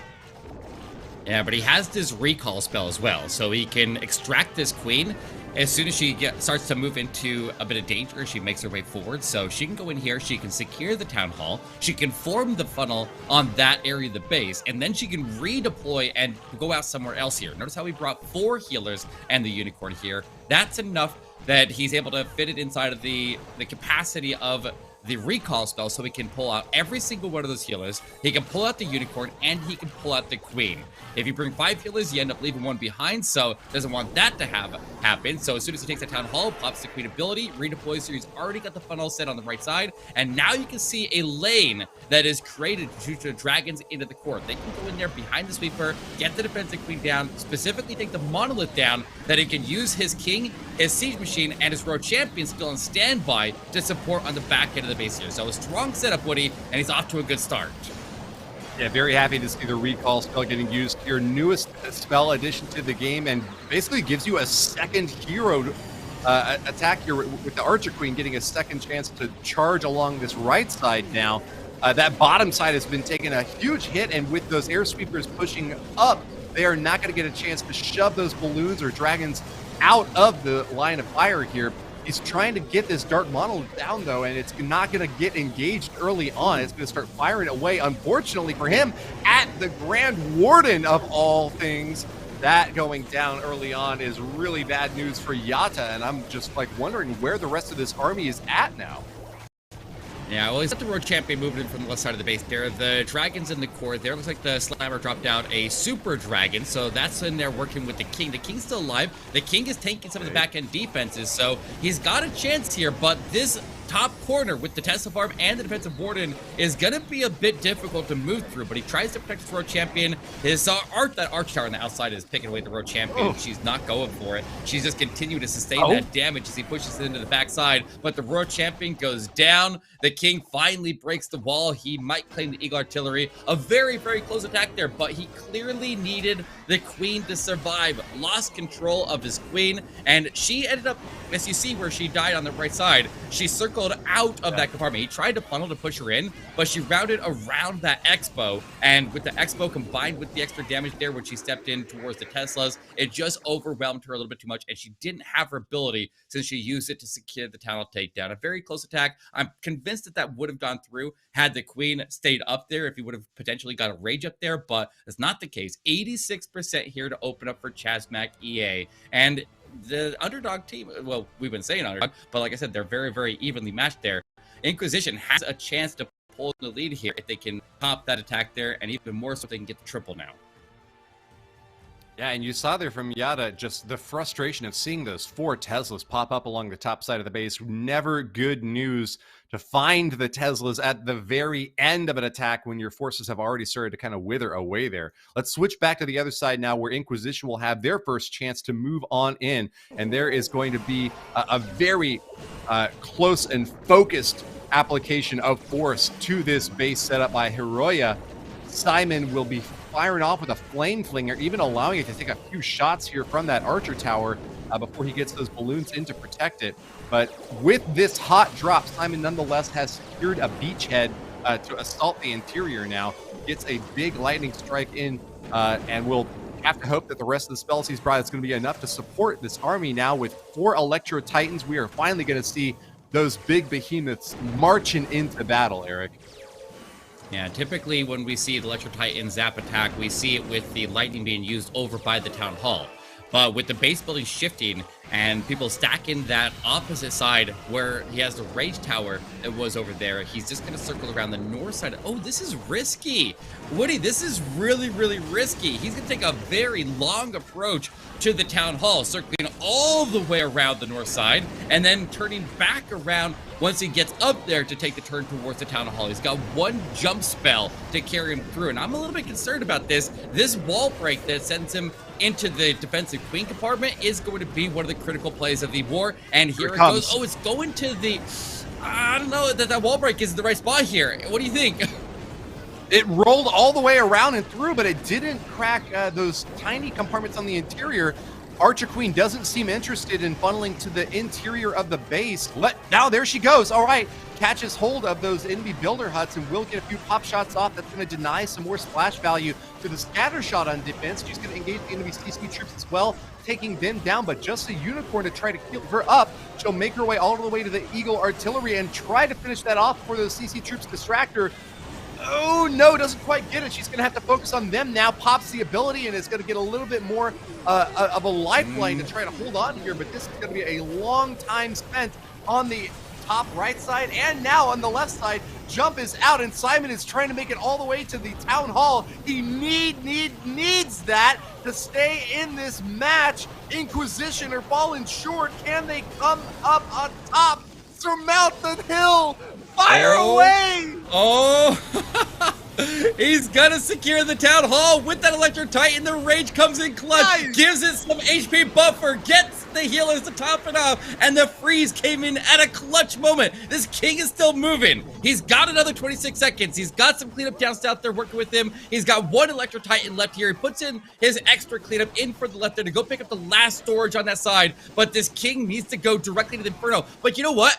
Look at the invisibility tower. This invisibility tower could make the king invisible when he strikes it, and that'll force him directly into the Inferno, which will actually work to his advantage. There it goes. King does not get invisible in time, and he's out of clock as well. It is 98% here. So close, and he almost pulls it through. Extremely risky, but in the end, they're going to come out with the lead here, Woody.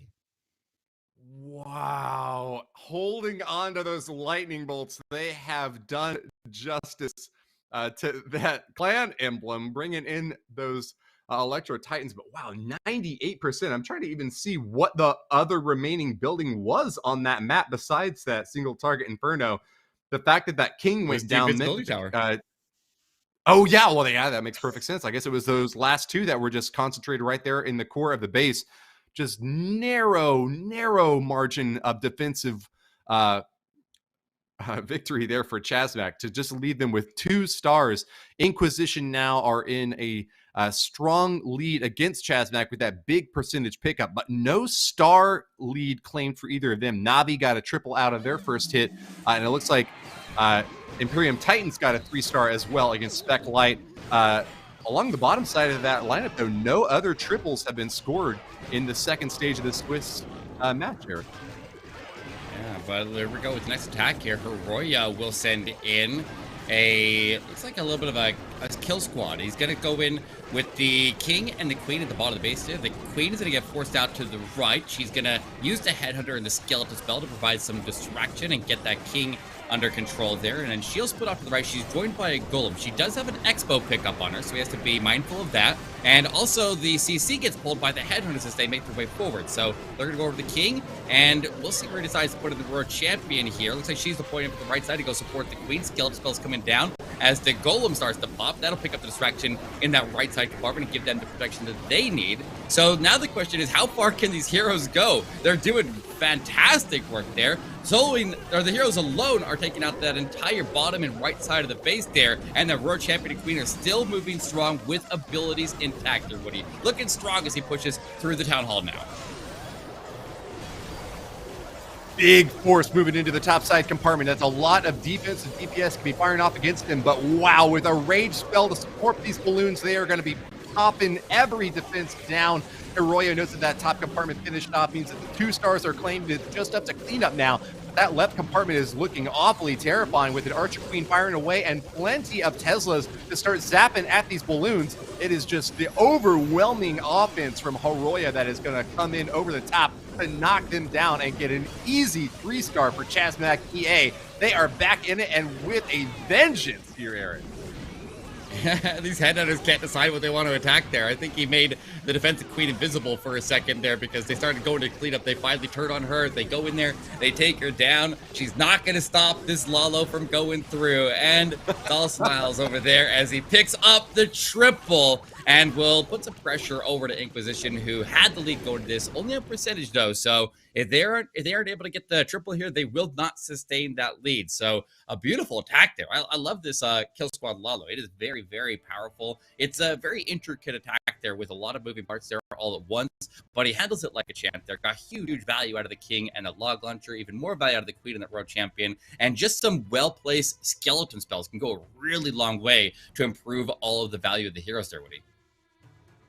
And a cheeky smile from Hiroya as well, showing off the device there at the end, just to let everyone know how easy it was to finish off that base and grab the 3-star. That it's going to be a nice follow-up now from Chasmac as we move into the midsection of this war, with neither team yet getting that star lead. This is an opportunity now for them to grab it with the first 3-star of this second war. Both of these teams in the upper side of this Swiss stage bracket with an opportunity to advance with a 2-0, just such a clean record in the first 2 wars. It's still either team's war at this point. Inquisition fighting back very well and showing some versatility by bringing that Electro Dragon army to start off with. I'm curious to see what they'll have in round number 2, which should be starting very shortly. Absolutely. So yeah, I mean, they both started off strong here. That 1% attack on the first one, little it's like mid-range there. Like if you're able to land your attacks into the 80s, you're gonna stay in a very good position to stay in contention. A lot of the top teams on their misses are typically climbing up in the 90s and the triples. So those are the teams that set the bar really, really high, and those are the teams that are going to be in the highest contention to win that golden ticket to the end of the tournament here. So, like I said, only one team ends up pulling all the way through the end, but they got to make it through here first. So it's a strong start here. I'm happy with the performance, but let's see if they can make it happen. Let's see if Inquisition can sustain their lead here as we see Einstein coming in with a very smart queen charge into Lalo. This base is a bit more compact. Sometimes you see those buildings spread out to the very edges, but instead Lavi is going to let that splash damage do the work on this base, trying to utilize the compactness to get those enemy troops funneled into a smaller section. Sometimes you see Electro Dragons used against a base like that because you can get a lot of chain value against those targets, but Einstein's going to be bringing the Law Loan nonetheless. Early strike into the bottom corner there, looking for a CC pull, and takes out quite a few defenses, but that Archer Queen has taken a lot of damage along the bottom side. She needs to get healed back up, and with the Unicorn down, unfortunately, it's just going to be the healers to get that job done. I'm more worried about the Multi-Inferno not going down here, though. Like, that Multi-Inferno was the primary target of that compartment, and with it still standing, the Queen was supposed to be able to round around that compartment and keep her healer safe as she pushed towards the Town Hall. So now he's going to have to find a way to go in as a backup to deal with that Multi-Inferno. He decides to use a haste and surges in a bunch of balloons. Do they take it? He has to put more into it. The Monolith and the air defense chip it away at him, but he does take it down there. That's a big investment, a backup investment after he already invested his blimp. So he gets it under control, and most importantly, control the Queen's pathing, protect the healers, and that's going to be more important than a handful of balloons that you're going to end up wasting there. Yeah, a lot of times these players will have a few extra balloons that are sitting in their pocket just for an occasion like that. Unfortunate for Einstein that it happens early in the attack and that he has to spend his flexibility there, but if everything goes according to plan from here on out, he might still get that 3-star. Archqueen takes a massive beating on the interior and is going to be rotated by that tornado trap into that Giga Poison. She's taken a lot of damage, and that's going to force out a rage spell and an invisibility from Einstein to try to keep her up and healthy. She will hang on now, but what has Einstein got left to support with spells? The Laloon stage of the strike. 16 balloons being in the wings, but this Archer Queen must stay steady and engage the enemy Archer Queen as well. Oh, actually, it looks like the Barbarian King got the kill on that one, but here come the balloons up top now, finally looking for that first air defense. There's another one still on the left corner of that base that they're going to have to overcome here later on, Eric. Can they get through the Eagle and this multi-target Inferno right next to it? Yeah, well, he's got the Queen at least tanking for the scatter shot. The Queen, and oh, she walks away. So now the scatter shot's going to turn on the blues here. That's going to hurt. Oh, wait, the healers took the strike there. The Queen turns back.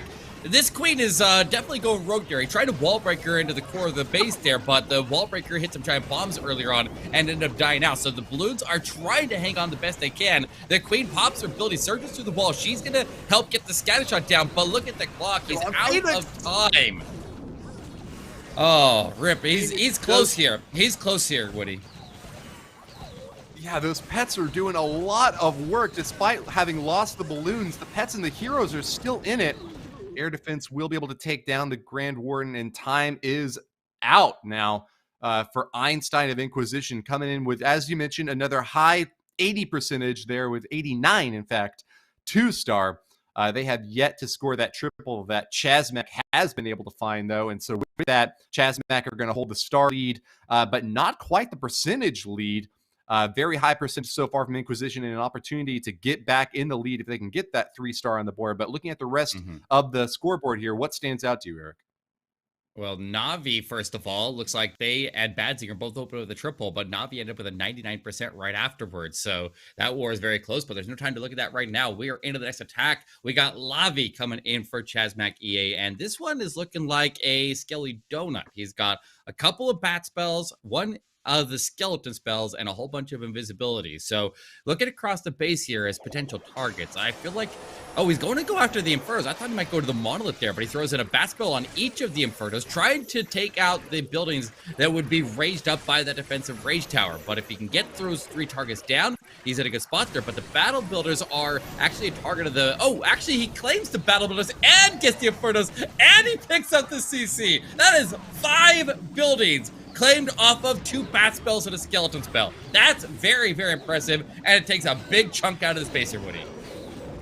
Lavi is on fire, and look at this bowler getting splash value, chaining onto enemy air defense as well, tossing that rock, and like an avalanche, gets it almost all the way down. He's going to need to throw out a wizard as well to finish that cleanup, but really excellent, precise attack so far from him.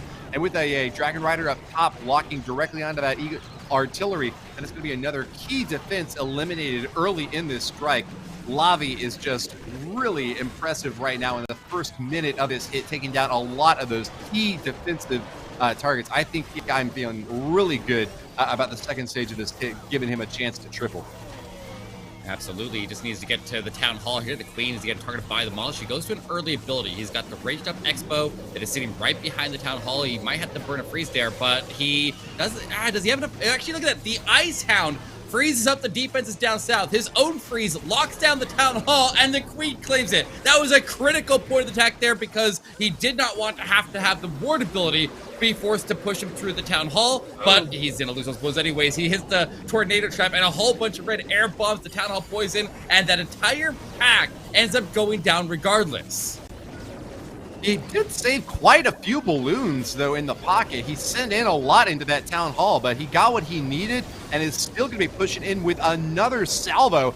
He is firing on all cylinders right now. The second barrel is going to be shooting off into the core. Now that Dark Monolith will go down. It's just going to be the exterior buildings along the top side to try to deny these balloons. But with a freeze out and another haste to commit to this attack, it looks to me like Lavi has got exactly what he wanted from the early stage of this hit, and it's going to be following up with all the forces that he can muster. Is it going to be enough to get the 3-star, though? It looks like he's got quite a bit left, but it's not yet clinched. 34 seconds for cleanup, and he is moving as fast as he can, lightning coursing through his veins. Lavi looks for a 3-star and will not be denied unless it's the one last archer tower that can keep him off. I don't think that's going to be enough to stop these pups and minions, though, and he looks pretty happy, pounding his fist onto the table.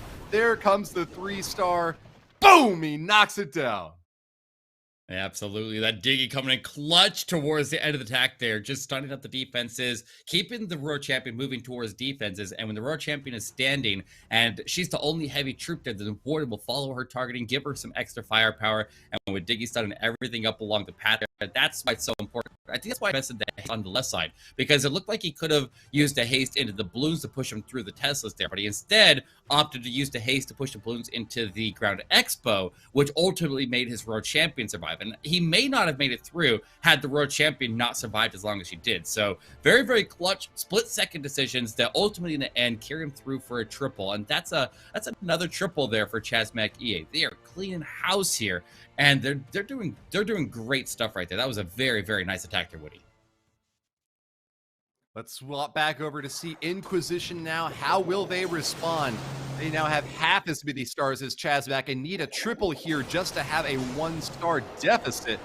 Very terrifying position for Fabian to be in now, trying to follow up and missing the Eagle artillery with that early strike. Big, heavy defense that will be healed up now as the battle builders race in to repair it. What can Fabian do to try to fix this early miss, Eric? No, he needs to, first of all, just concentrate and continue the plan as he was working. He ends up dropping in that blimp, and it's another problem here. So Spell's invested into the lightning, and then the blimp drop ends up missing the defensive queen and the scatter shot there. So that is just a compounding problem. What he needs to do from here is he needs to go in and finish breaking the ring of defenses. He needs to have the heroes connect to the hole that's created by the lightning. That's step number one. But then he's going to almost be forced to put the Lalo through the town hall there when he has the, well, I mean, I think he might have anyways, but he would definitely need to secure the town hall at this point here and try to salvage what he can, because I feel like it's not going exactly perfect for him, and he needs to make sure that he at least locks in a 2-star here. What's this queen doing? Well, that town hall is buried pretty deep on the top side there, protected by the Monolith as well, and that Barbarian King ready to fire away if that Archer Queen wanders in too close. Double Lava Hound, though, does give him a bit more flexibility if he needs to swap off and go for the top compartment.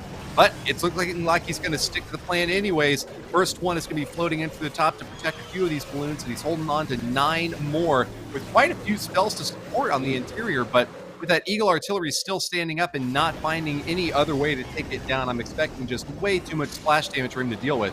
He has sent in 3 balloons to try to finish off that Eagle artillery, and you know what? I'm not sure if there's any air defenses that can take them down. 2 of them float over to the Eagle now, and it looks like you're barely going to start taking some damage from... Oh, the scatter shot knocks them out of the sky, Aaron.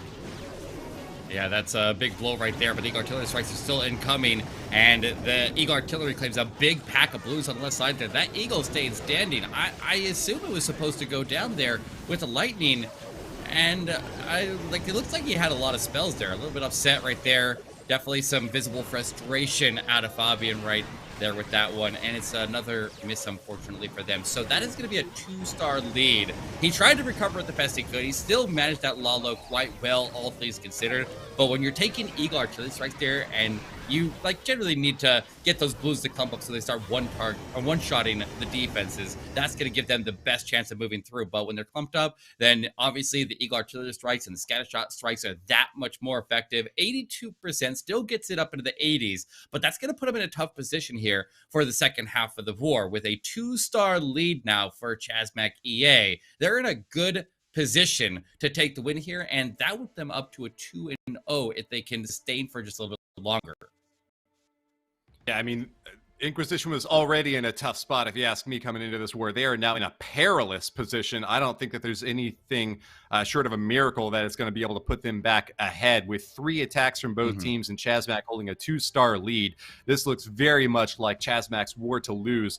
But you saw the frustration there from Fabian when you have a good plan in mind and just the execution comes just a little bit short, just a sliver's health left on that Eagle artillery. But that makes all the difference. Whether it's up or down determines whether or not you lose 20 balloons to splash damage from an Eagle raining down hellfire for an entire minute and a half on your troops.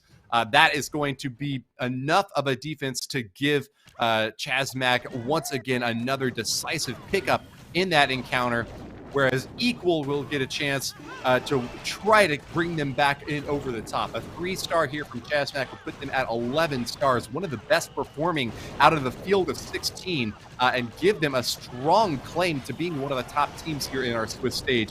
Let's see if he can pull it off with another Laloon's threat.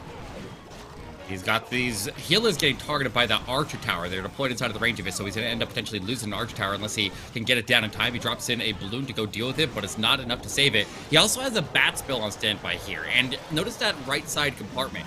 Or the left side, I guess, as well. You got the air defenses way out to the edge of the base there where you can get some cover. The Slammer is going to go in there, try to get the Eagle Artillery down. But at the same time, this Slammer is forming the funnel for the Queen. The Queen gets one wall break to push in. She's got additional wall breaks. She's going to be attempting them now. Rages up the Queen and will get that Monolith down. And she has clean access to not only take the Monolith and that Inferno, but continuing on to the defensive Queen, to the Rage Tower, and to take out the other Multi-Inferno. And if we can get all the Multi-Infernos under control here and eliminate these Rage Towers, then this Lalo is going to have a much, much easier push. But that Slammer also did a lot of work here. He set up this very, very nicely here, Woody. He's in a good spot. Yeah, half the base has been demolished just by this early strike alone, and the Queen is still firing away. They're well protected by healers at the back. He has really done some incredible work with these heroes early on and left very little of the base to have to worry about. Now, 24 balloons ready to float in overhead and finish off that right side compartment. They are going to go straight up the gut, not wasting any time at all. Equal sends in the Lava Hound to give them a little bit of protection and will freeze just the Town Hall alone. But that is good value after all. Protecting those balloons with that Grand Warden. He's going to wait just a moment here before he pops the Eternal Tome. Come on, give it to us. There it is. They'll now be able to float safely over that poison spell. We'll finish off this base with hardly any doubt in my mind. This looks like a 3-star to me, Eric.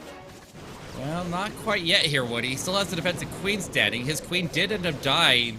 He tried to get his Royal Champion to go after that Queen. He tried to use the Headhunters there. Now he's got Sweepers knocking him back, and he's taking red air bombs. It was looking good. If the Queen would have survived, then he would have been in a good spot. He made one critical mistake there around the midpoint of the attack. He had his Royal Champion try to go after the Scatter Shot, but he accidentally made the Royal Champion and the Scatter Shot invisible, which made so he had to invest additional spells up there, and then he didn't have those spells to support his Queen as she fought off the defensive Queen. So he's gonna end up losing everything here, and then Inferno stays standing, and the defensive Queen holds the line in the end. But Woody, that gives us a chance here for Inquisition to make a comeback in this war. It's not over yet. That was a very, very solid attack there. One mistake, one invisibility ultimately cost him in the end. Man, I hate calling those early, and it's to my own detriment to give too little credit to the base building skills that are set by Simon. But as you saw, a 2-star, 98% by Equal, coming very, very close to getting that triple, and that will be enough to keep Chasmac in a confident leading position now. Just the tiniest little bit of a crack in the door now opened up for Inquisition to try to make some headway into this war. Yeah, I mean, how many balloons does it take to float over and kill that Archer Queen? I guess one more at least than what he brought there. But yeah, her standing up still in the middle of the base, just that last line of defense to hold on to 2 more buildings and deny that triple is just really impressive from the defenders there. Not sure quite what to say, what else he could have done. Was there anything that went wrong with that attack you would point out, Eric? Yeah, I mean, the biggest thing, like I said, was that invisibility. If he would have got that invisibility to just cover the Royal Champion and not the Scatter Shot, then he wouldn't have had to invest 2 freezes, could have kept his Queen alive. But either way, it has opened up an opportunity now. So we'll see if Stephan can make it happen here for Inquisition. He's in the opening with, looks like a clone Yeti bomb. Is that what this is? He's got the clone. He's able to clone up the Yetis and some of these balloons as well. Getting a whole bunch of additional troops here inside of the Rage. If they can jump the walls and get these in. Okay, he doesn't get the Infernos. Is that okay here? It doesn't. Maybe he wasn't going for the Infernos there, but he got the Rage Tower out of the way. So the Infernos are going to be dealing out half as much damage when he does approach them later on. And we'll see what he can do with that. But yeah, that's a pretty solid amount of value right there. A lot of times when people are going for a base that would potentially be good for like a super wizard bomb to drop in there and try to use invisibilities and rages, a lot of times the Yeti bomb is a lot safer option and more consistent as well with a lot less risk. So I like the play there. He'll use that as a funnel, and now he'll try to push his heroes over towards the Town Hall. Yeah, it can be real tempting to try to overcommit early on when you drop a battle blimp in like that to try to take out too many targets. The fact that Stephan was able to focus in on what mattered most to him, that Eagle Artillery, might just still give him all that he needs to carry on to victory here now.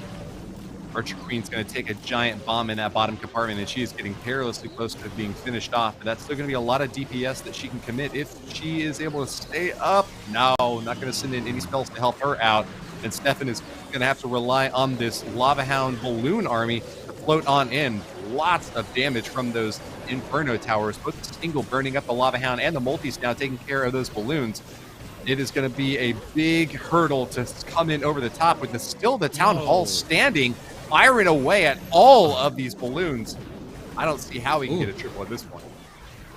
He's still got his World Champion moving down south there, and if he can get past the defensive World Champion, which he has his King coming in to support. The King was wrapped around the outside of the base there with the Phoenix. He's got Headhunters traveling through. He does get the defensive World Champion out of the way. His World Champion could single-handedly save the attack here. He pops the RC ability, sweeps out that air defense on the backside. He's got balloons. He's got the Diggy. He needs to throw the balloons in for distraction. He's got that invisibility as well. He's got it. He pulls through, but he needs to get it cleaned up in time. RC gets the support, and can you believe it, Woody? How did he pull that back? It looked down at the water, but it's a triple instead. And these are the best moments in Clash of Clans, when you feel like things are getting too far gone, and yet somehow, some way, the locking of these attacking troops just goes perfectly for you. The timing just manages to slip right through. You get a few minions on the backside under the radar, dodging multi-target Infernos and eagle shots all the way through the raid to give you just enough cleanup to finish off for the triple. Inquisition are going to breathe a little bit of a sigh of relief. They have not got the lead just yet, still down a start at Chasmac. But if there was ever any possibility at all in the multiverse that one of these teams could make a comeback happen, Inquisition is giving themselves that little tiny margin of possibility now by getting a triple where it matters the most. Absolutely. That was a very, very clutch play right there. That was huge because the blimp at the start there, it didn't take those Infernos out, but he had a plan for them the whole time. He just had to wait for that opportunity. He was able to sneak his World Champion through. She sniped out both of those Infernos, and then ultimately at the end is able to go through and make it happen. So that was a very, very clutch play there, and that's going to put him within reach here. Look at the percentage here. We're only, what, a 15 building split there in the war. And so that's gonna give him a chance here, but they'll have to get a defense here. This one needs to be at an 86% to lock in the win here for Chasmac EA. Not the hugest hurdle to jump over here, but if they don't make it to that mark there, then it leaves the door open for Inquisition to try to steal it. Yeah, and Super Witch is the first time being deployed on the tournament stage here. A very reliable strategy, one that doesn't necessarily always get that 3-star, but just has so much staying power that it almost always forces its way into the mid-late 80% here. It would really be a gigantic upset on defense for Fabian to be able to prevent the victory now for Chasmac. As you were relating earlier, Eric, it just is a 2-star 86% necessary to claim victory now, and I certainly think that that is within reach for Takana, the last striker for Chasmac, who held on to those Super Witches pretty late, but it looks like with the 4 of them now marching in, the big bony boy is going to be blocking shots out in front. As long as he gets this Grand Warden timed perfectly to prevent that Town Hall from blowing up all of the forces here in the bottom corner, he is going to be very safe to continue on for the win. Absolutely, and witches tend to perform better at a push through the Town Hall than almost any other troop there because they do move slower. They do have some pretty solid range, so they can sit back. So he's fighting off the CC. He's got big boys continue to spawn and give him some cover as he makes his way forward. But most importantly, when Super Witches push their way directly through the Town Hall like that, they give time for the poison to fade before he has to heal his path into it. A lot of other troops, like melee troops, like P.E.K.K.A.s, like Yetis, like the Electro Titans, they all end up surging past the Town Hall and it pulls the healers into danger. But Super Polos and Super Witches are fantastic, and he takes full advantage of that with the lightning being used on the right side as a support and a funnel, and then drives right to the Town Hall where they least expect a smash attack to go through. So I like this attack here, but witches are always a little bit slow, so we got to keep an eye on the clock here, Woody. We do indeed, with a lot of damage coming in from the multi-target Inferno out on the bottom right side. He is going to be losing those super witches now and just has to rely upon the remaining forces to try to get some cleanup here. Holding on to that Royal Champion ability, he is hoping that he can get enough damage in to surpass that 86% mark, 85. but he's not looking too happy about it. Has popped off the ability now and there's nothing left. What happened to her? Where did she go? They're done. They're done. The witches are gone. They got into the crossfire at the core of the base there. The scatter shots, the multi-infernos, the monolith, and the eagle artillery strikes. They're overwhelming the healing output, and it's a miss. But this is an opportunity now for Inquisition to take the lead. They have the percentage advantage if they can get the triple now. They have to clutch this last one. It all comes down to this. If they get this triple, it will be 2-0 in the upper bracket of the Swiss stage and 1 win away from the playoffs. And you got to make it to that playoffs here. It's a fight for survival, and boy, are they fighting here on offense and defense. What a miraculous defense for Inquisition now to still have a shot at victory. Taking a look at the rest of the scoreboard now, there are just 1 attacks left for most of these clans remaining. Advantage for Navi over BADZINGER by a whole star, but it's tied up for ITP team and Zigal. Empyrean Titans against Spec Light. Both of these teams started out with a perfect war, and they have really put some big stars up on the board so far, but Empyrean Titans are ahead. Same can be said for BLD City, with not quite as many stars against Mega Elite, but still holding the lead in that matchup. Tied up between Furia Nocturna and VN Esporting with a very narrow 2% lead for VN against Furia there. Chasmac GS taking a strong advantage over RVNT, and as we saw in the bottom right corner, once again, Clash Champs just obliterating the competition. I want to see Clash Champs in our next war if possible, because they are doing so well in the competition today. Oh, yeah. Oh, yeah, they're absolutely killing it over there. So, yeah, that is an impressive push for them. But here we go. This war comes down to this. Mark is the man to get it done as he goes in with the lightning to take out the Rage Tower, trimming out all the buildings around the Rage Tower.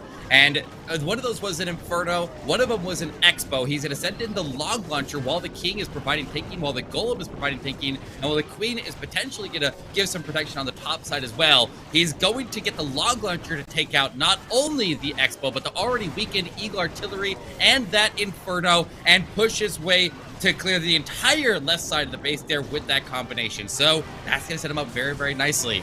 But looking forward here, we have the Town Hall with an Invisibility Tower. We got the Multi-Inferno up at the top there. The Queen is veering north. If she can go get the Defensive World Champion down, that would take a lot of headache off the backside. If he takes out that scatter shot with the Queen, this base is going to be wrecked. He's puts in the World Champion up there as well. He got the Queen to take down the Defensive World Champion. That clears the way. This is looking really good. I think the biggest obstacle is just securing the Town Hall and getting past this Invisibility Tower, everybody. He's looking solid. But remember that nothing short of a 3-star is going to be worth anything here to Inquisition. Chasmac has 12 on the board, and with Inquisition holding only 9, they will need all 3 of those stars just to tie it up on stars and eke out a percentage victory. A strong early strike for Mark, but can he follow it up with just enough overwhelming force on the back end? A minute and 20 seconds will separate out victory from defeat. Will Inquisition come in over the top, ready to pop that Eternal Tome? Those balloons are taking a lot of damage. He's holding on to it though. There it goes. Second star is claimed. He needs the 3rd. Where's the cleanup coming from? All edges and all around.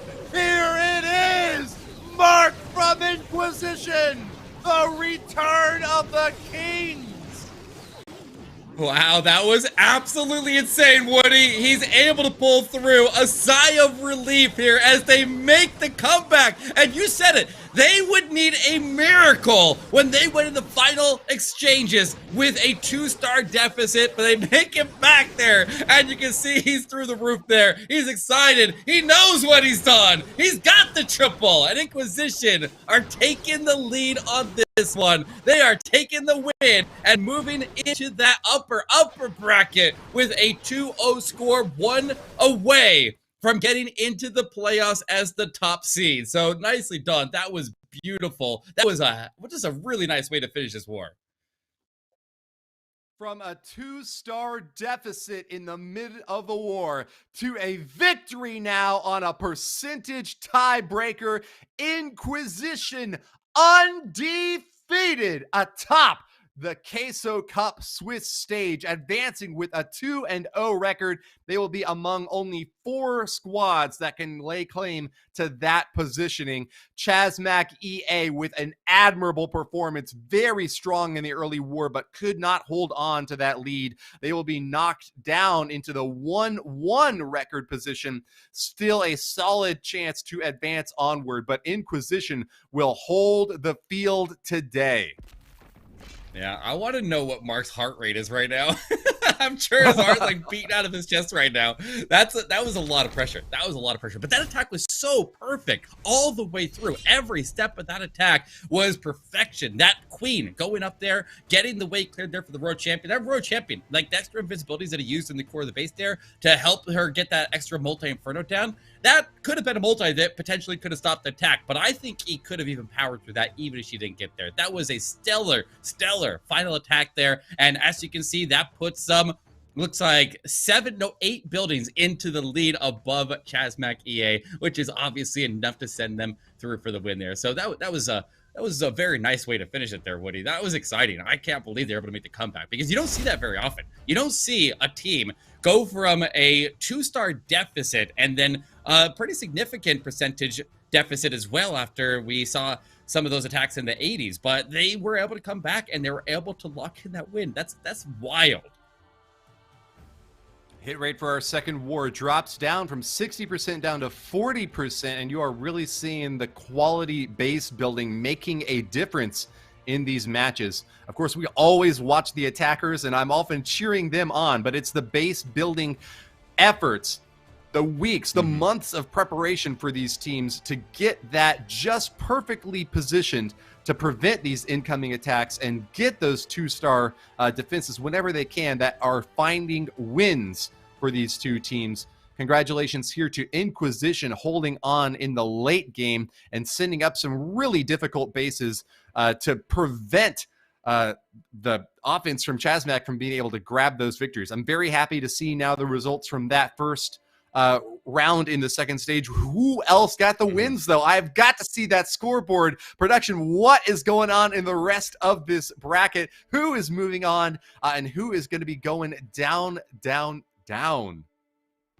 Yeah, that's we saw a couple teams that had the lead. I did notice that Clash Champs had already locked in that 13-star victory, putting out reach above the team that they were leading against. So there's like I said, 8 other wars that are going on simultaneous with this one. So 4 wars being played in the 1-0 bracket, 4 wars being played in the 0-1 bracket. So 2 teams, or I guess 4 teams would be in that 2-0 bracket up at the very top there, which would be 1 step away. And they're going to have to find out. Every team is going to have to face another team with the same current score as their own. So the best of the best are going to have to fight the best of the best. And the low-end teams will have to fight it out for survival in the bottom. So it's going to be interesting here in the end to see what ultimately happens with that. But I mean, with I know 2 teams at a minimum. We see Chasmac EA getting knocked down to that middle bracket there with Inquisition climbing up. But a lot of those other wars were really, really close there as we went into that final exchange. And yeah, I'm curious to see where we all stand.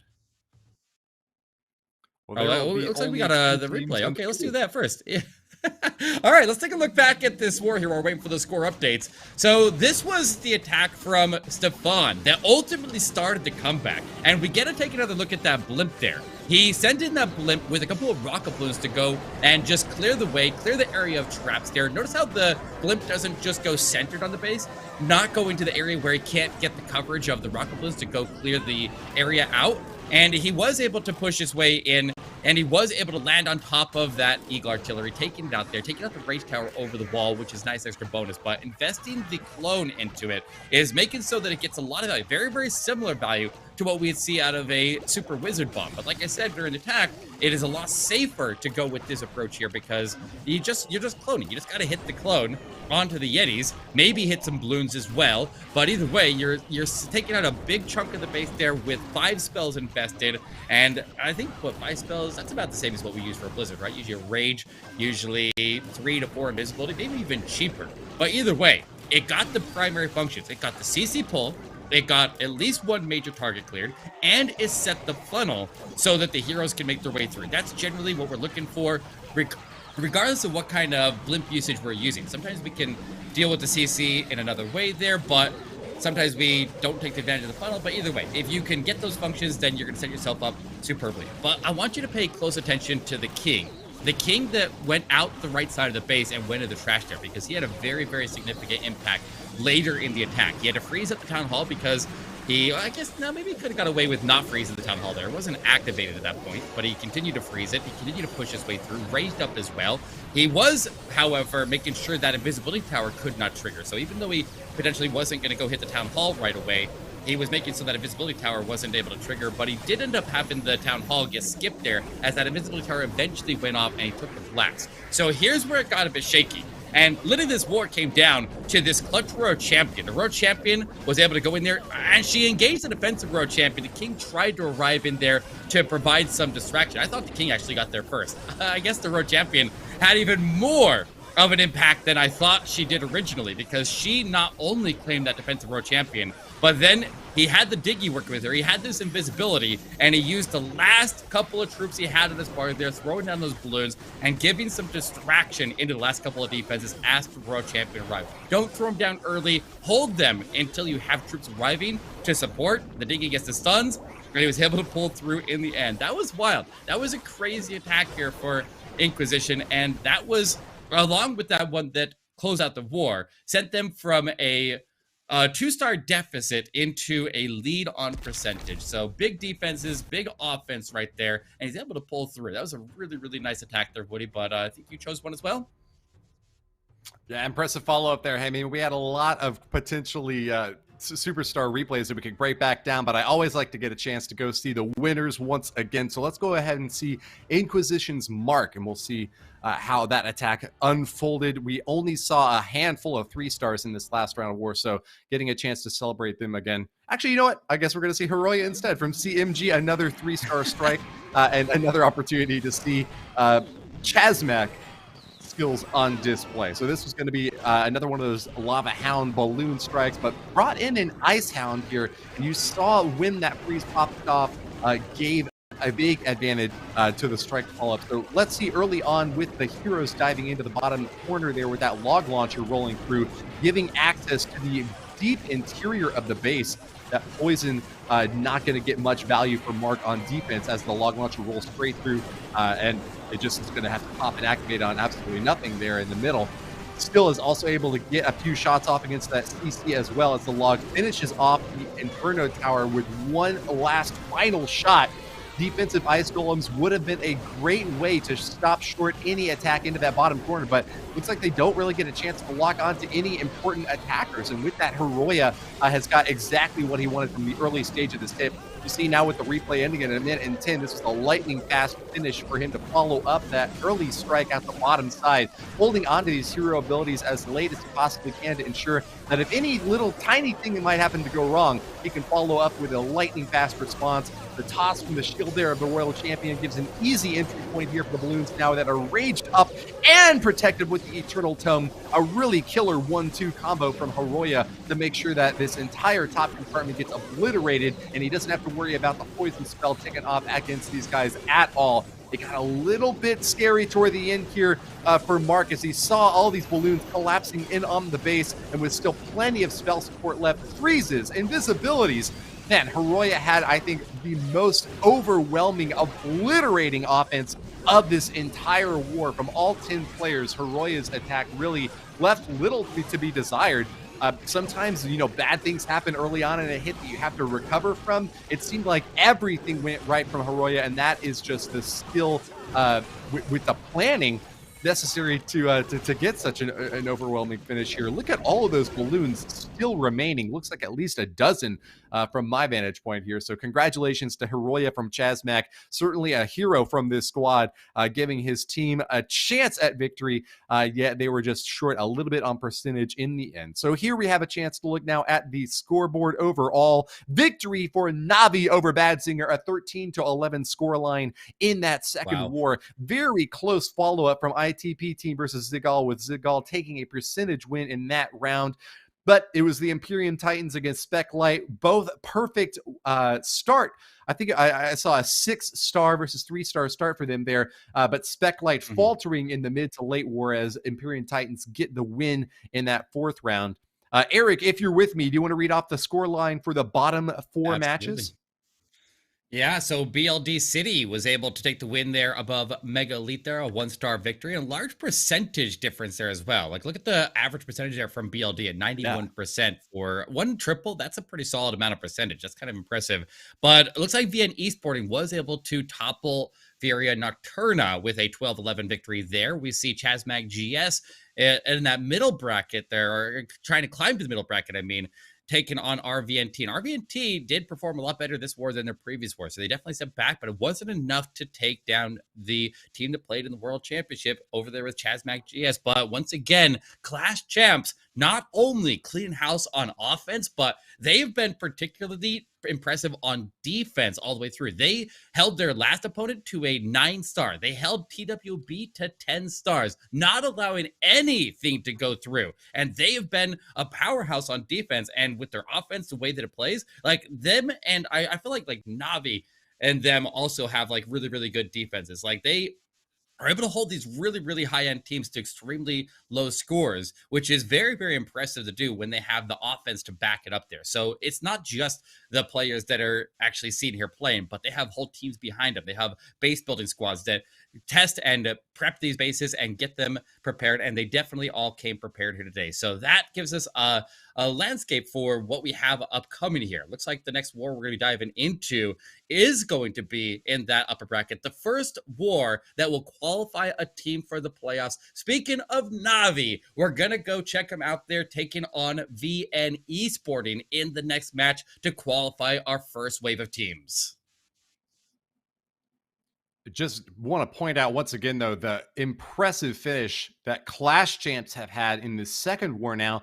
The only team to get a 3-star win, in this case over TWOB, that 13-10 margin of victory for Clash Champs, just absolutely huge. And it does make me feel a tinge of regret that we aren't going to see their third war against Inquisition. One of those teams will be qualifying, Clash Champs or Inquisition, following the result there. I would be very happy for Clash Champs to get the victory, but if they do wind up dropping in this third round, I would be very happy to get a chance to watch them tomorrow. So very happy for both Clash Champs and Inquisition to be advancing with an opportunity. One of those teams will be moving on in the upper side here of our Swiss stage undefeated. There will only be 2 teams that will be undefeated in the Swiss stage of the Queso Cup. One of them will be Clash Champs or Inquisition. The other will be the teams that we are watching next. As you just mentioned there, Eric, it's going to be NAVI versus VN Esporting, 2 teams that we have not yet seen, but that are going to have an opportunity now to also join Clash Champs and Inquisition as potentially undefeated squads atop this Swiss stage. NAVI, as we all know, taking the title of world champions from previous year under the Queen Walker's heading. They are now NAVI and will be up atop right there next to the VN Esporting team. Another stellar squad that has emerged at the top of this Swiss stage, undefeated as well. That is going to be certainly an excellent match to watch. But I got to say, I think that I'm going to give a tip of the hat to NAVI, who has performed so well over many, many years. And that's also going to bear through in the voting results over on YouTube. We asked you out there, who do you think is going to win between NAVI and VN Esports? And out of all 3 matches today, the margin of the vote has been most clear and decisive this time in NAVI's favor, with 88% of the vote going for them over just 12% for VN Esports. A very tough margin for them to overcome. Certainly got to call VN Esporting the underdog in terms of the fan vote out there. What do you make of that, Eric? Oh, yeah. Oh, well, I mean, compared to NAVI, everybody is the underdog. They are the defending world champions. Like, you can't, there's no way to dance around it.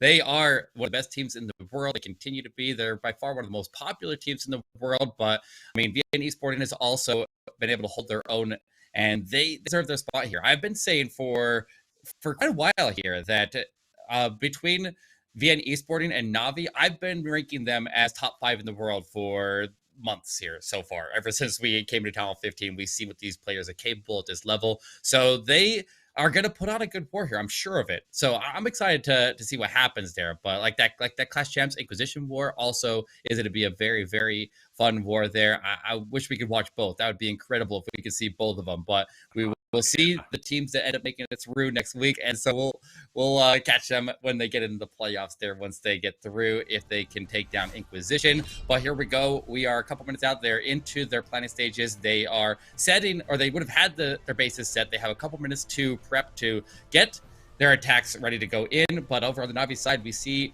a little bit of change up to the lineup from last year. We see Gaku, Kazuma, Stars, and Klaus, the original members there that won the World Championship with them. But after that World Championship win, Yuta retired and Bernal was stepped into the squad there, a powerhouse player of his own. But VN Esporting is nothing they are a very, very, very strong team. Navi cannot let their guard down. VN Esporting is absolutely lethal. You see the variety of setups that these players have brought to bear. Sometimes you want to have your device tilted up to the optimal angle. Sometimes you want to be sitting at the desk at full attention. Sometimes, you know what? You just want to be in bed, wrapped up with a nice comforter around you, making sure that you can stay warm and cozy, because all of your mental fortitude is going to be put to the test here in this final round of attacks. There are only 4 teams left in the Queso Cup Swiss stage that are undefeated, and 2 of them are before you now. Navi and VN Esporting. Let's take a moment to reflect on a recent roster change for Navi. Of the 5 players competing at the World Championships, it is going to be a little bit of a swap up. Same can be said for other teams as we advance through the years and watch the players that have found success in the past swap around to different squads. Oh yeah, Who's definitely standing out to you as? Yeah. I mean, well, Bernal last year was playing with, I guess, Space Station Gaming. So he played with Space Station Gaming, and Space Station Gaming, the rest of the team, after he left the team, is actually on Clash Champs, which is Space Station Gaming, the previous roster, was majority what the current Clash Champs roster is. So it would be a pretty crazy war for him to switch teams over here and then have a chance to face them in the playoffs. So I definitely look forward to that. And with all of these teams, regardless of the outcome of this one here, they just need to win one of their next 3 wars, because they could lose right now. They could get knocked down and go to the middle bracket and still be 2-1, still 1 win away. You just have to take 3 wins before you take 3 losses to move through. So every single one of these teams that are in this upper bracket at 2-0 right now are in prime position. They would have to just drop the ball really hard right now to not make it through. They're definitely our top teams in the competition right now.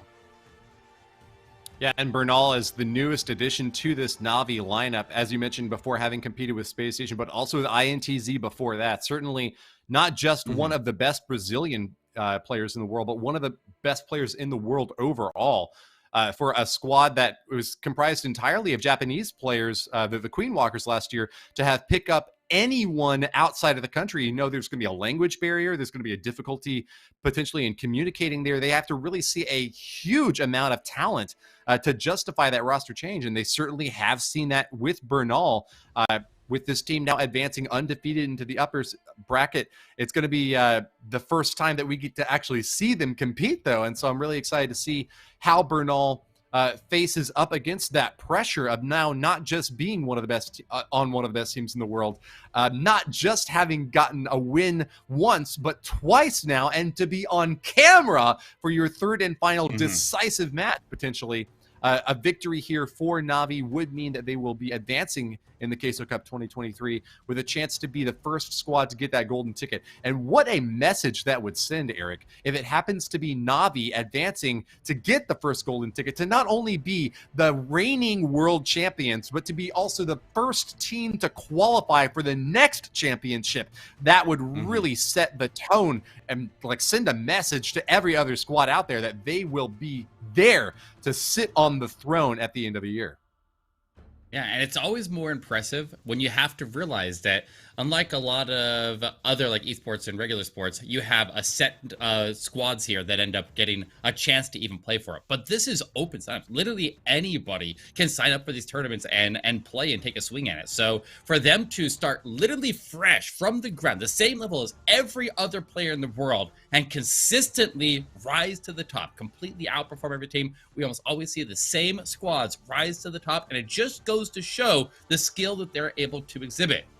So now, looks like our war timer is countdown complete, and it is time to kick it off here. So, VN Esporting versus the defending world champions, NAVI, is about to get underway here, Woody, and I could not be more excited. This is the round that qualifies our first team into the playoffs for the Queso Cup, undefeated in the upper bracket here. Yeah, this is going to be a match for the ages. Two undefeated squads with an impressive history of competition, but one of them will be undefeated no more. Let's see who's attacking first. It's going to be the all-star lineup, starting with stars from NAVI. He's brought one Electro Titan in here to support this primarily Lava Hound balloon push against a base set up here by iPro from VN Esports. Going to be an attack in the bottom right corner first, as we see two multi-target Infernos set up here to try to frustrate sort of an early poke. Battle Blend is going to pop and be able to take down that entire compartment without much difficulty at all. Invisibility spell going out now.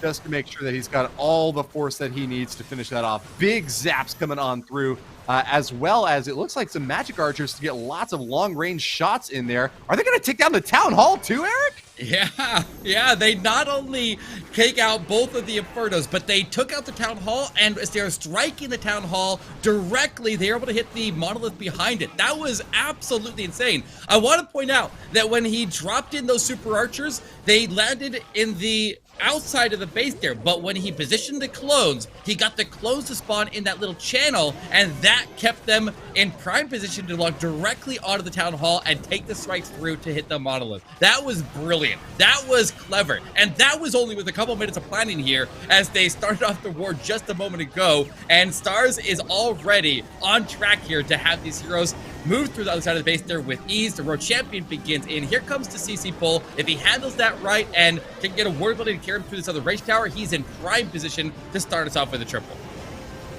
Good gracious, that super archer geometry was fantastic, and the follow-up now is looking like an overwhelming force of balloons parading through. We've got the Eternal Tome pops now to protect him from so much splash damage, and that is exactly the optimal timing to use it there. Doesn't have to worry at all about a Town Hall or anything like that. He's just going to use it to protect from straight up incoming fire from that multi-target Inferno and the Eagle Artillery, both obliterated now. Wow. It's going to be additional balloons stacked on the backside to just finish this base off, and Stars will leave little to imagination as it is all revealed here and now. The 3-star coming in, absolutely dominant showing for this attacker. Yeah, that was brutal. That was how you start off a war in the upper bracket. That's how Stars gets it done to start off the war. That was brilliant. Usually, when we see these box spaces and people try to do a super archer bomb, usually they'd be coming in and trying to land on top of a scatter shot compartment and try to reach from the middle of the base there. But that was a really clever attack there. I think he's outside of the box, and he just got so much value out of those super archers. He was set up success from the beginning. That was a masterful play. Brilliant base identification right here. He takes full advantage of the way that the buildings were lined up there. And honestly, with the way that he approached into the base there, that definitely would have caught the defender off guard, because I don't think anybody would have seen that coming. Yeah, you know, I love to give credit to the base builders who spend so many hours in the weeks and months leading up to these events, but it really does say something else to just be on the ball every time. As an attacker, you have got to see that base, instantly identify its weaknesses, start planning your attack, cook up an army that is down to the individual troop, ideally positioned to get the best chance at a 3-star, and then to execute all in such a short window of time. We'll see if Demo can do the same now for BN Esporting over on the other side, much more heavily based on Electro Titans in this setup. Big lightning zap into the core of the base. We'll be able to grab that Inferno Tower and get some additional damage done against an Expo and that Grand Warden platform. Taking them all down is going to be a nice early shot here for him. But how's he going to follow up with this Warden walk, Eric? Well, he used the Warden walk to connect into the area that was taken out with the lightning. The lightning wasn't able to quite reach that rage tower, so he's still going to have to deal with that a little bit later on. He's got a siege barrack selected right now, and it looks like he's going to take the long approach to the town hall, going through the Eagle Artillery across the base there. That's typically the way that is going to be the stronger chance for a triple, but obviously at least some risk for the town hall takedown. But it makes so the town hall blast is not hitting the healers early, and that's very important for an Electro Titan attack. They have the punch across through the base there, and he accepts the risk that is involved in that, and he will pop the board ability to protect him through this rage tower as he charges the heaviest defenses first. Nice wall breaks. King and Siege Barracks troops working on the outside. He's got witches out there as well. He pops the King ability early to generate some barbarians and surge ahead there before the defensive queen can lock onto him, and he's able to take her down with a lot of his HP conserved. Now he's got the jump to carry him in towards the town hall, and now we get to see how he handles that area. But overall, looking like a very clean setup. If he can handle that royal champion on the right side, his royal champion is getting targeted a bit over there, and he's taking a lot of damage over there. I feel like he's wasted his royal champion right there. She gets shut down completely, and that's going to have detrimental effects on the rest of the attack here. Yeah, that one skeleton trap just make all the difference, distracting her for so long and giving that defending royal champion just as much of a chance to fire away. Demo is having a lot of difficulty now trying to wrap around the outside of this base and still finding an enemy hero standing up on the other end. No headhunters to add on to this offense. And yet these witches are still going on. A minute left, and as long as they can keep these point defenses firing at something else besides them, that is a big murder ball of super high DPS with a lot of wizards joined on to try to get this base finished off. Keep those skeletons out in front, soaking the damage. As long as it's just a slow and steady incoming stream of damage, he'll be fine. The scatter shot, though, is just such a big, overwhelming blast of force that I don't know how he's going to be able to get through this compartment alive. Here it is, the final encounter. Scatter shots fired away, gets the lock on the wizards. Boom, they go down. Multi-mortar annihilates the witches, and that is a 2-star 96% for Demo of BN Esporting.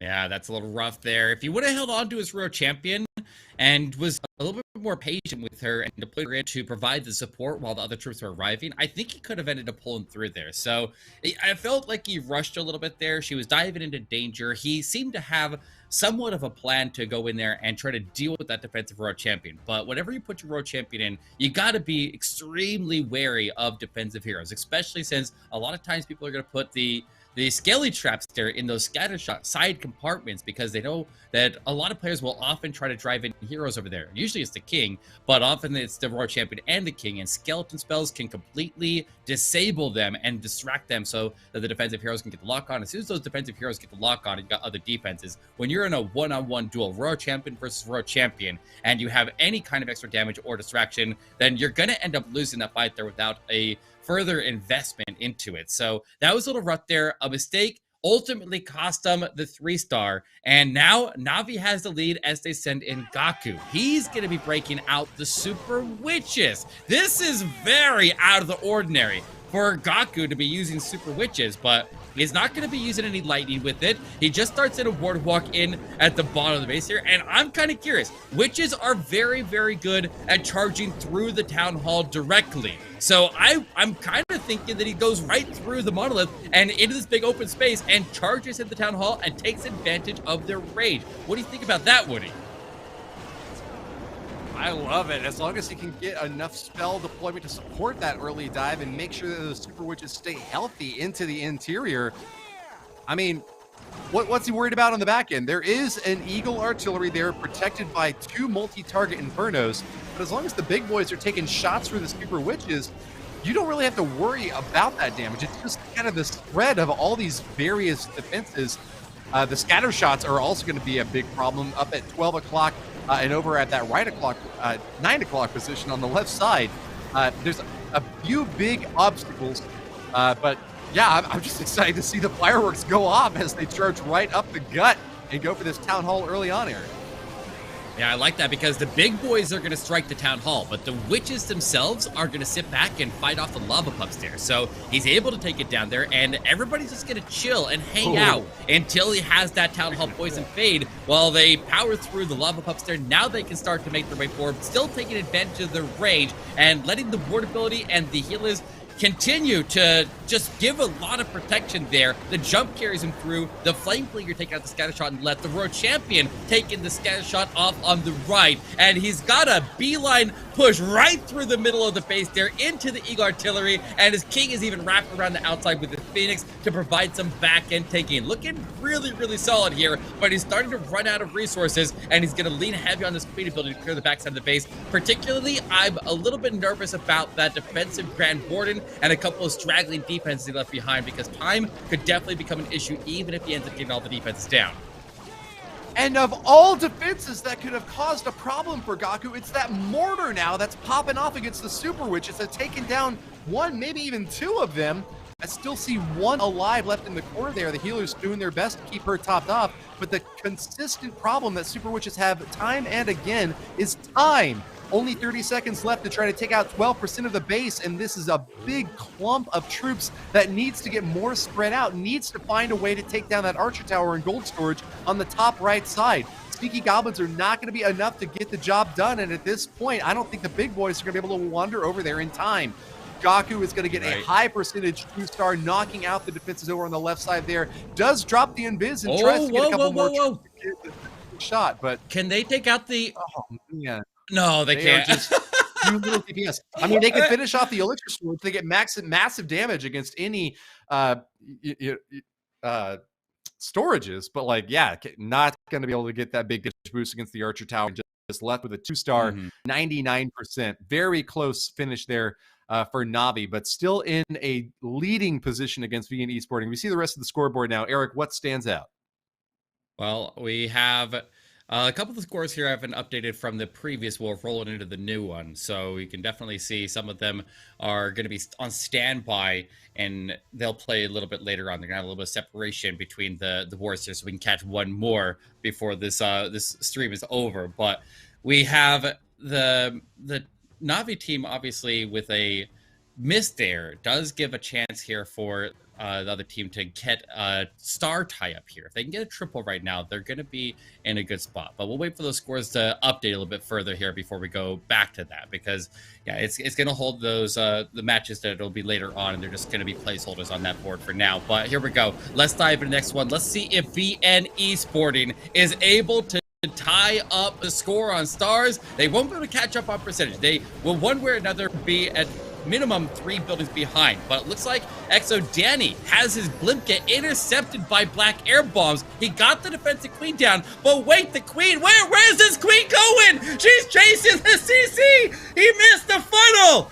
Okay, this is what separates the best players in the world from the rest. He needs to find a way to adapt and overcome. With the queen going off course here, she's still in a safe spot. She still gets the protection of the Yeti bomb there and the buildings were cleared that compartment, but she is not on her course towards the town hall, and he has to find a different way to take it down and still get the highest value out of this queen charge. Does get good placement on that poison spell, taking down the enemy lava hound, and this Archer Queen is going to stay relatively safe here with plenty of healing protection, but not going to get the angle of attack that he was looking for. He is going to be able to get down an enemy multi-target Inferno, and it's going to get the lock onto the Eagle Artillery as well. Exo Danny finding a lot of value there nonetheless. And it's the first time that Hog Riders have stormed into the competition now here from this attack by Danny. Going to send in the Eternal Tome, but doesn't manage to catch that pack up on the top left side. It's going to force out the freeze to try to get a little bit more value out of them before they get taken down by, ultimately, it looks like the Builder Huts. Unfortunate placement on the invisibility spell as well is going to prevent them from being able to follow up with any sort of force whatsoever. And these Hoggies have just evaporated against the might that Gaku's defenses have put up now. Finally gets the second star, and Danny is just rubbing his forehead, wishing that there could have been something more that he could have done. Doesn't keep the Archer Queen alive either, and with that, this is going to be one of the lowest percentage 2-stars that we've seen so far today, Eric. Yeah, that's a bit rough there. I mean, he had to do what he had to do there. He had to make sure that he at least got the 2-star. It was a bit risky because the Town Hall wasn't activated. A lot of times during like Lava Loon attacks there, you can get things like the Electric Owl to go get the Town Hall activation, or you can get the Lava Hounds bursting to get some burst damage, or Lava Pups to attack the Town Hall and activate it early. But during the Hog attack, he ended up surging past the Town Hall, popping the early boarding ability. And I don't know if you can see the scorch marks on the ground there by the Town Hall, but when those Hogs started to make their way in down there, he hit a wave of giant bombs. If the Queen could have gone through that area, the Queen would have been able to handle all those giant bombs without any difficulty, and that would have left very little for traps on the other half of the base. The Hogs could have done great over on that left side, but when he is forced to go the way that he had to go, then he didn't really have a choice. He had to put them through the Town Hall. He ends up getting a pretty respectable amount of defense, or defenses down there. 83% is still going to keep them in contention this war, but it is a miss, and it is going to be a star and percentage lead for Navi. But now, let's look at the big boards here, and let's see the 6 wars that are in right now, as we see Chasmac EA able to get 2 triples on the board, a defense on their opener. We see Eryam Titans with 1 triple and a miss, with TWB responding with an opening triple. So that war is very close to start off. Chasmac GS with 2 triples. BLD City also has a triple. That war is completely perfect across the board there. We got Class Champs and Inquisition for the biggest match there. The other upper bracket teams with a 2 triple start for Class Champs and 2 misses for Inquisition. Class Champs is cleaning house in that other upper bracket match, Woody. Yeah, they have just had an absolutely stellar day so far. The first 2 wars coming out with clear and convincing victories. 3-star margins of victory in some cases, and once again starting off extremely strong. I regret that we haven't seen anything from Class Champs yet, but we have still got a lot left to see from them going forward. But let's check out Bernal next. Remember, the new addition to the Navi lineup. Navi currently with that 1-star lead over VN Esporting, who has yet to get the 3-star against them. Bernal's going to try to cement that advantage by getting another 3-star now for his squad, and it's going to be a Hog Rider follow-up. Bernal is so excellently skilled at these queen charges, getting deep into the base. We'll see if he's able to do that once again here today. Looking a little bit iffy from him on the reaction to this CC stab in early on, but he's going to stay cool. His fingers are flying across that device, just getting every single tap at picture-perfect timing and on the exact right tile to get exactly what he needs. 1 minute into the attack now. Eric, he's setting up for the second stage. Yeah, I really liked it's kind of fun that he's doing this exact attack, because this is literally what we just saw fail. So we get to see it in action again. We get to see the Hog Riders one more time, and we get to see if Navi can do it better, because that would be interesting if he's able to pull through. But this Queen definitely is on track. He's able to push through, and he didn't have the Queen miss the funnel there, which is very rare for a Yeti Bomb to have the Queen miss the funnel the way that it did. So that was very odd, but it was because of the CC in that last one. Let's see if he can fight, or he already bought the CC with the blimp. That's one of the biggest advantages of using the blimp here, is getting the CC pull in advance so he can fight it in safety, and that makes so the Queen can just wrap through here. Her healers are a bit close to the Town Hall right here, and the Tornado Trap's gonna pull her closer. So he's gonna have to burn a freeze on the Town Hall regardless to get his way through that invisibility tower. So that's gonna happen anyways, but at the same time, okay. This is bad! Bernal's in trouble!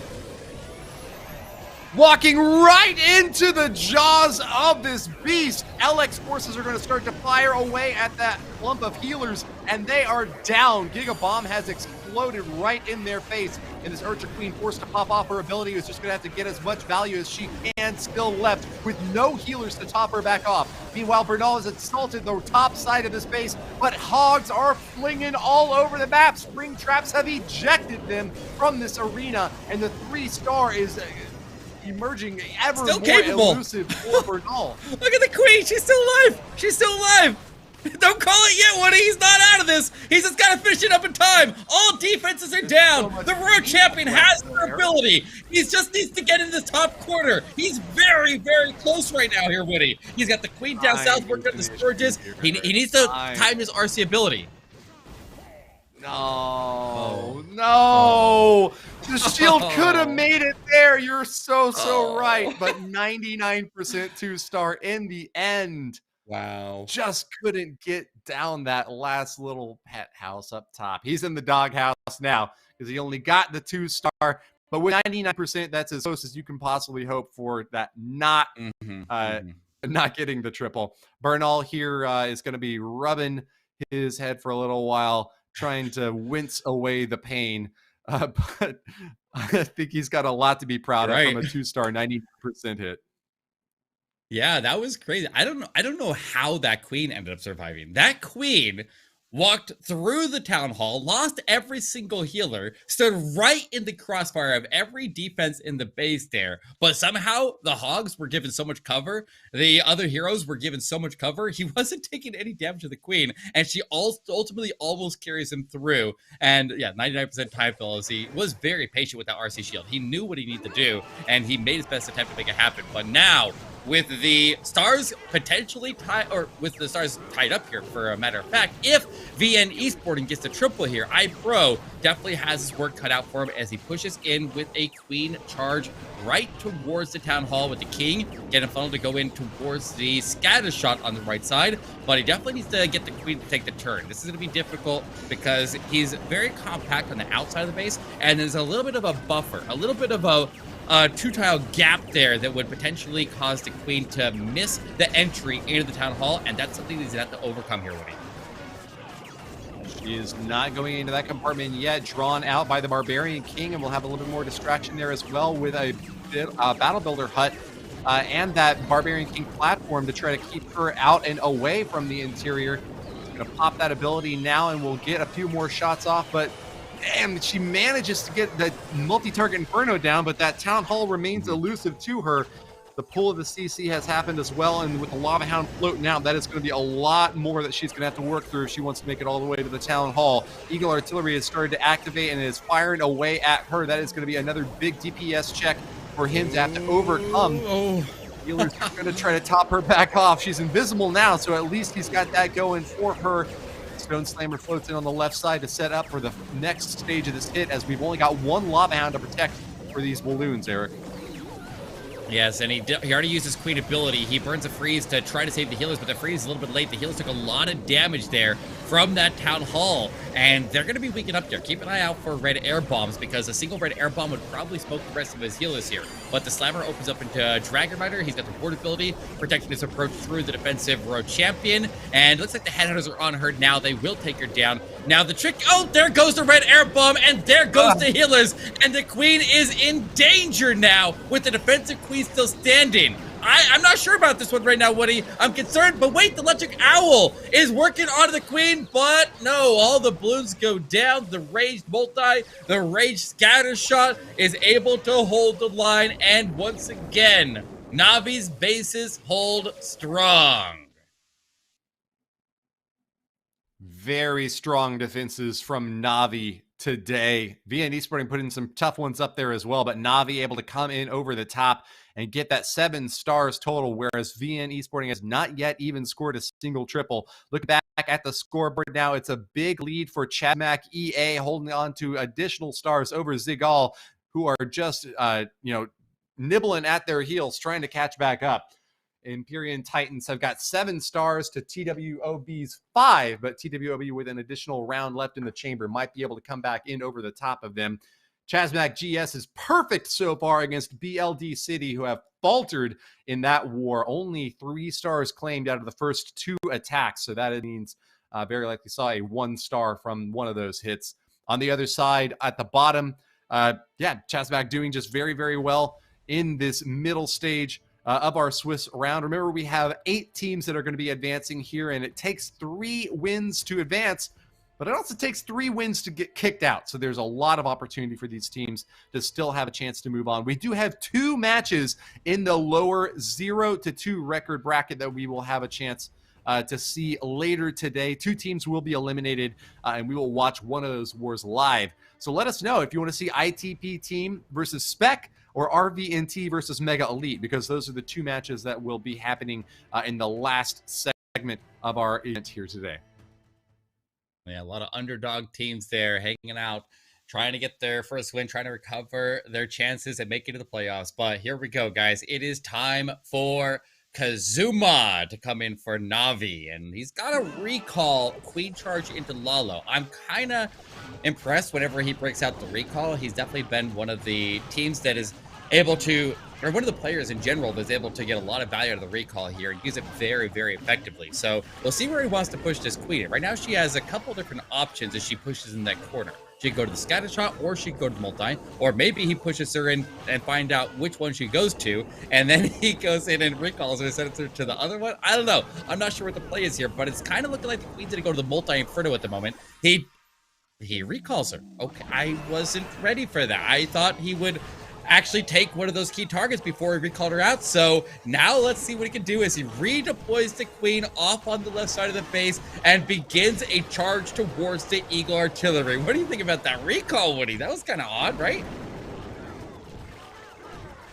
Yeah, unusual follow-up here from Kazuma, but you always love to see a little bit of unorthodox play from these top players. It often means that that I have something to learn and to try to figure out how they're getting value out of that sort of attack. But happy to see the distraction here of that scatter shot, allowing the flame player to get the shots off and finish that off. The Archer Queen has taken an absolute beating so far, but having popped her ability with the rage to follow up, she's going to be topped off once again. It's going to be rocket loons coming out of the CC, and that could have been a big problem for anything that was nearby, but looks like there are not going to be any additional shots off by them, and it's just going to be that Monolith causing a little bit of mayhem for the two heroes that still are standing in the center of that charge. Kazuma running low on time, though, really needs to get the second stage of this attack started off very quickly, but he's so laser focused on this hero dive that I don't know how he's going to follow up and get the value out of these 24 balloons. The bulk of this force has just got barely over a minute to get the rest of this base finished off, and not even a single star claimed yet, Eric. Yeah, he's got the setup for the Town Hall, and with the number of buildings that he's taking out right now, he should be able to clear out the perimeter defenses here, and the Town Hall should activate upon arrival of these balloons. But he gets the Hound to travel forward and is able to burst and clear out tons and tons of red air bombs and the tornado trap before the balloons arrive at Town Hall. So we're going to power through that. There's the warded ability right at the last possible second. The freeze holds it off until he's able to get through that, and he's able to push his way into the bottom. But yeah, with a ranged up multi-inferno and the scatter shot obviously is a big difficulty. It's a matter of, can the Royal Champion stay alive in the mix here? There's no defensive heroes in the backside that can stop her, but there's a lot of defense, and they're kind of like in a big clump here. So that's going to make sure that the Royal Champion can't only get fired on one at a time, which hurts her a lot as she pushes through, but he'll get the stun onto the scatter shot, and if he gets the scatter shot down, then the balloons have a chance to survive. But wait, look at the clock. We're not going to find out if they have enough punch to make it through the Monolith because he's out of time. 88% is going to give a chance now for VN Esports. Like, we're saying Navi's defenses are holding strong, but VN Esports' defenses are also holding really, really strong here. Yeah, to keep the world champions at bay takes a lot of skill. So that base building has come in amazingly so far for them, but not yet enough to give them the upper hand. Navi still look clean at this point, not yet far and ahead. But it's going to take a lot of strength mustered by VN Esporting with their last two hits to try to get back into this fight and overcome the hurdle that Navi has set before them. You know, on that last strike, I'm still just thinking again to how difficult it is to get those balloons, to path over to the Town Hall, kill it, and then pop that Grand Warden's Eternal Tome at the perfect timing, and to get the balloons out of harm's way. Even with the haste spell on that last one, he was not able to get those balloons off of the Giga Poison in time to path through the rest of the base. Just too little time to finish off these huge, expansive bases. I remember we had 3 minutes and 30 seconds in attacks for a little while there, and it just became so much easier to get those 3 stars. Now that we're back down to 3 minutes and have consistently been for a long time now, it just is a constant reminder of how razor thin the margin of victory can be with these really short attacks.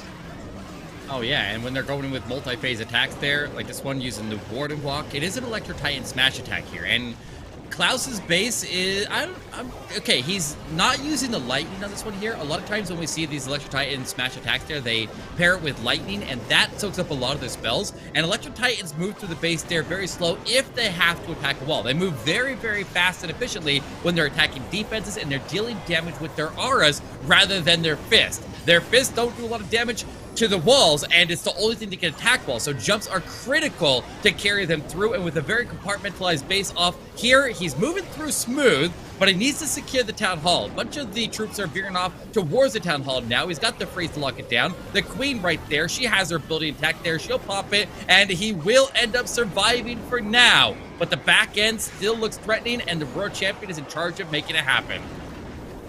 Lots of small compartments on the interior of this base. It was an interesting choice to bring the Electro Titans here. You see a couple of them stuck on the walls toward the top side, and even with the jump spells to try to get over these compartments, it's been difficult finding the right angle of attack. Nonetheless, Imran is able to hop over some of the walls. In this case, with that Royal Champion able to stab through the last remaining defenses there. You see still a Barbarian King on defense, but that is not going to be enough to hold off Imran, the number one attacker for Esporting, the first 3-star from this squad, which is going to be bringing them up to the same star level as NAVI. They're going to have a deficit of 5% overall on this percentage score, so it is still yet NAVI's game to lose. But with one attack from each of these two teams still remaining, there's a chance that it could go either way, Eric. Oh, yeah, and with Klaus as the finisher here, if Klaus can clutch it, then they'll put it out of reach there with their percentage advantage. But if Klaus misses by even a single building, with the stars tied up right there, we could take the percentage out of the equation, and we could end up having a swing of this war here. And if VN Esporting could topple NAVI and get into the playoffs as the top seed right there, that would be absolutely incredible. A chance to take out the world champions from last year. So we'll see what happens with Klaus here, but this whole war comes down to this exchange. The stars are tied up, but like you said, it's a clear and decisive percentage advantage into Navi's favor, and that's going to be a difficult obstacle to overcome here for VN Esporting. But they can, like I said, they can take the percentage out of the game there if they can just get a triple and a defense. So it is clearly within reach, and a lot of pressure is down for these final two attackers. Yeah, that 5% lead there for NAVI is going to correspond out of 5 players on the squad to 20% in one hit. So they would have to keep NAVI down in the 70% if VN was going to try to somehow get a percentage comeback in this race. Instead, it's very much more likely that they'll need that 3-star as well as a defense against NAVI in the last round of this war with only one attack left for each of them. It has all come down to this.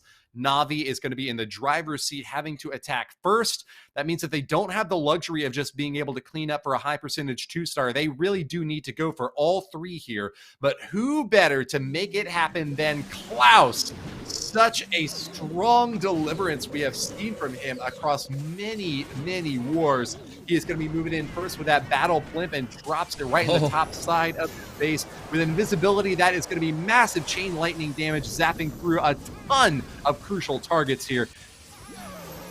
Wow, he gets the scatter into that compartment though. As that queen, or no, that's Royal Champion.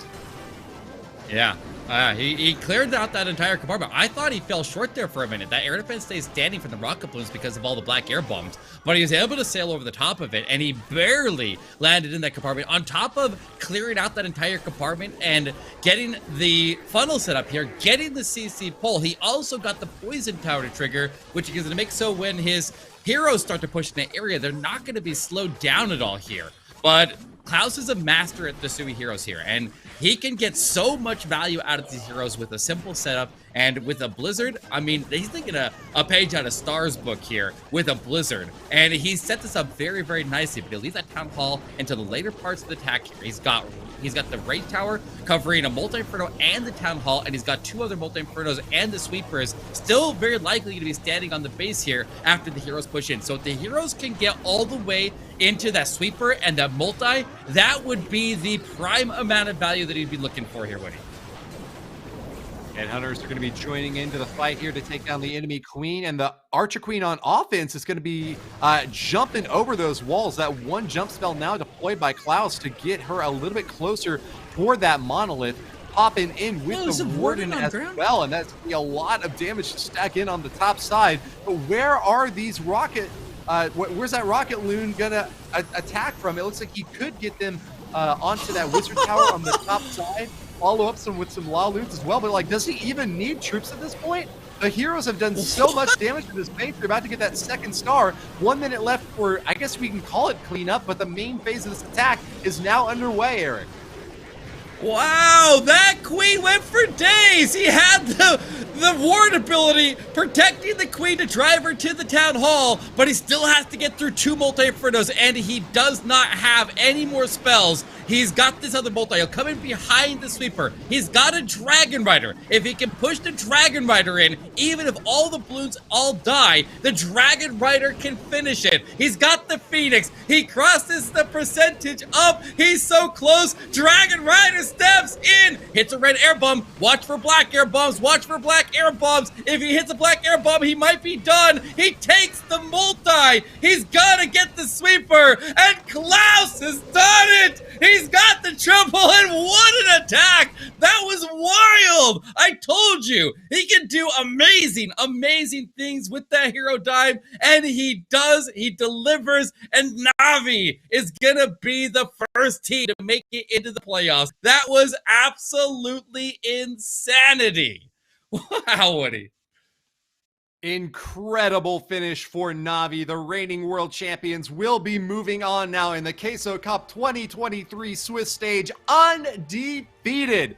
Commiserations to VN Esporting, who have had an awesome war against them so far, but are unable to overcome with that one remaining attack. Nonetheless, we will get a chance to see if they can convert that into a triple and still send a strong message to the next foes that stand before them that they are not to be tribal with, that they have had a lot of experience and are going to be able to leverage that for a win eventually down the line. But they will need one win if they keep going on here today.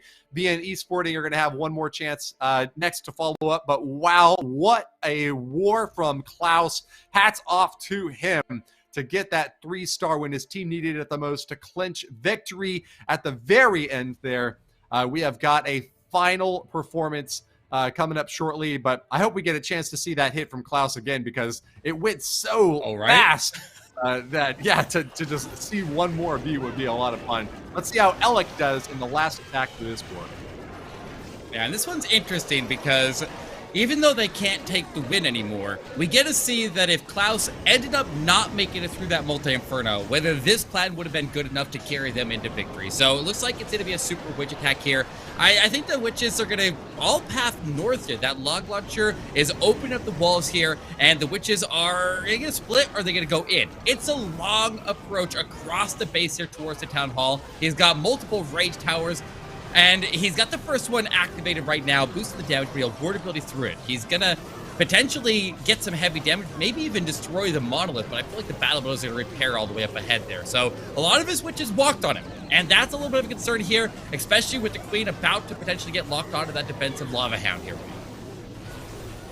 Yeah, with a slow attack style like Super Witches, you definitely don't want to give those battle builders the chance to repair buildings and just give you even more DPS that you have to dish out for the 3-star. I will say Alec has got the deploy down pretty quickly here, and so fortunately for him, he's had a lot of time for those big boys to start walloping away and give those Super Witches time to finish off the defenses to follow up with. But yeah, that monolith standing right next to the town hall is going to be dishing out a ton of damage, and it looks like a Super Witch has taken a lock from an enemy expo. Got to lean on those healers now to keep her topped off as the queen now makes a super dive down into the deep interior of the base. The guttural screams of the defenders are going to be echoing through the halls as Alec has just wiped them out, but has lost his own queen in the process. Archer Queen is down for the count, and it's up to these Super Witches jumping over the last layer of walls to try to finish this base off here.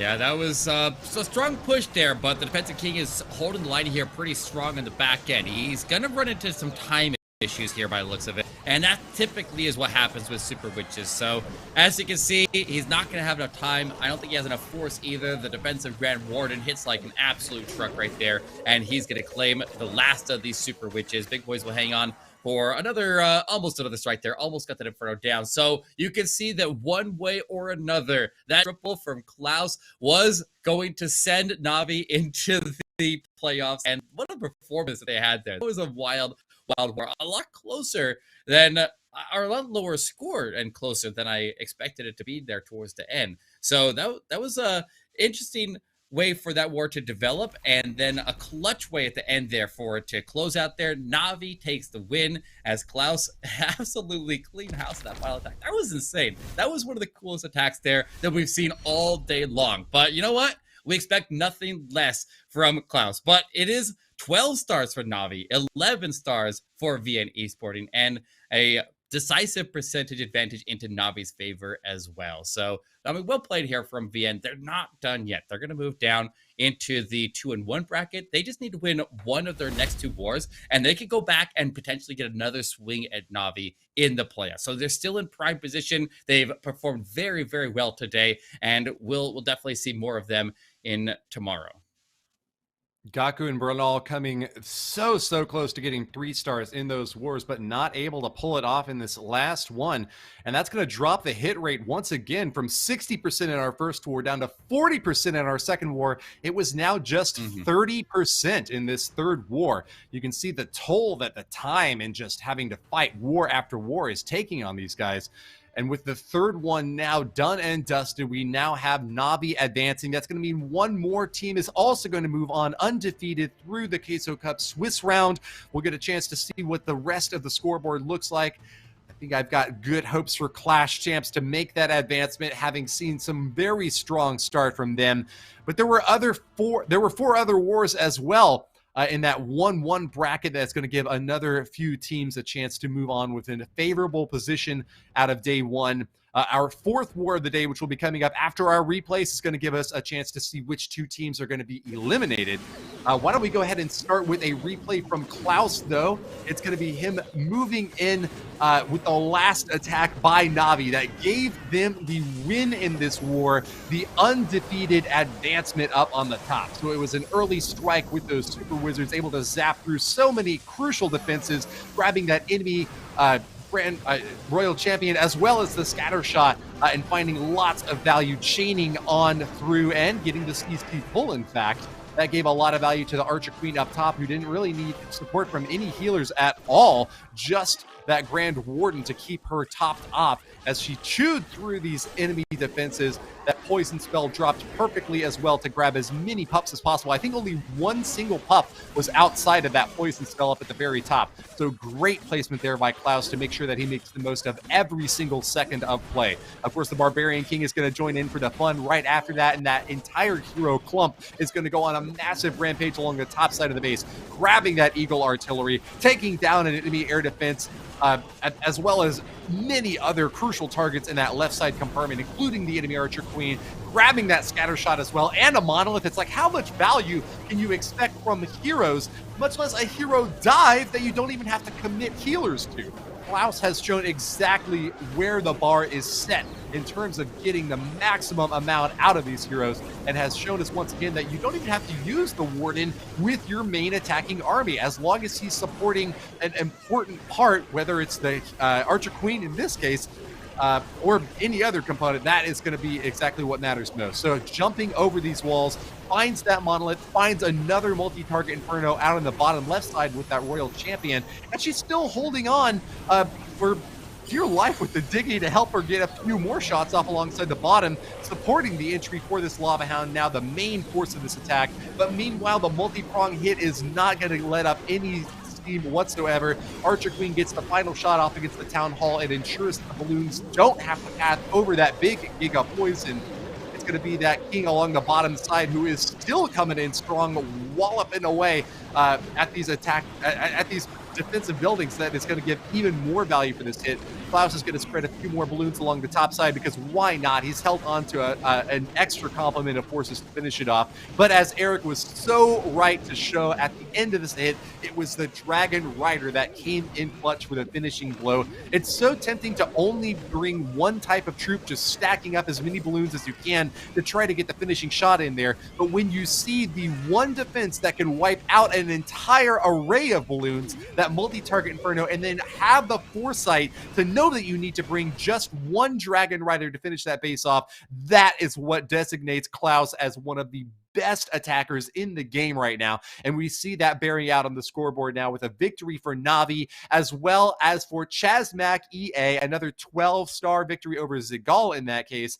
Empyrean Titans getting that 12-star win as well over TWOB, with victories for the defensive base builders coming in, especially noteworthy here. Only 11 stars for BADZINGER, but that was enough to defeat Furia Nocturna in that other upper bracket match. We've also got Chasmac GS with the, oh my God, perfect war over BLG City. Certainly noteworthy there. Clash Champs taking a hit on the chin here later on in that war, but still coming out with 12 stars over the top, not letting Inquisition get a single triple, Eric. Wow, that was insanity. That perfect war. That's impressive at Town Hall 15. I'm definitely looking forward to seeing them play tomorrow. But now we see the bracket developing. NAVI and Clash Champs playing our first and second seed there in the playoffs. They are done. They have done everything they need to do. They have 3 wins, 0 losses, undefeated all the way to qualification, and everybody else is going to move down and have to play in the bracket that matches their current record. So all those teams that got the wins will go into the 2 and 1 bracket. The teams that got the losses will go down in the 1 and 2 bracket, but only teams that have, or nobody's been eliminated yet. We actually need to go play these last 2 wars here and find out which teams are going to be eliminated as our first wave of knockouts. So that's going to be coming up next year, and I'm excited for that one there because we get to see who ends up surviving and comes down to face the teams that got knocked down from the middle. Well, it's going to be a nail biter down to the very end. We've got the next war coming up very shortly between Mega Elite and RVNT, just a minute and a half.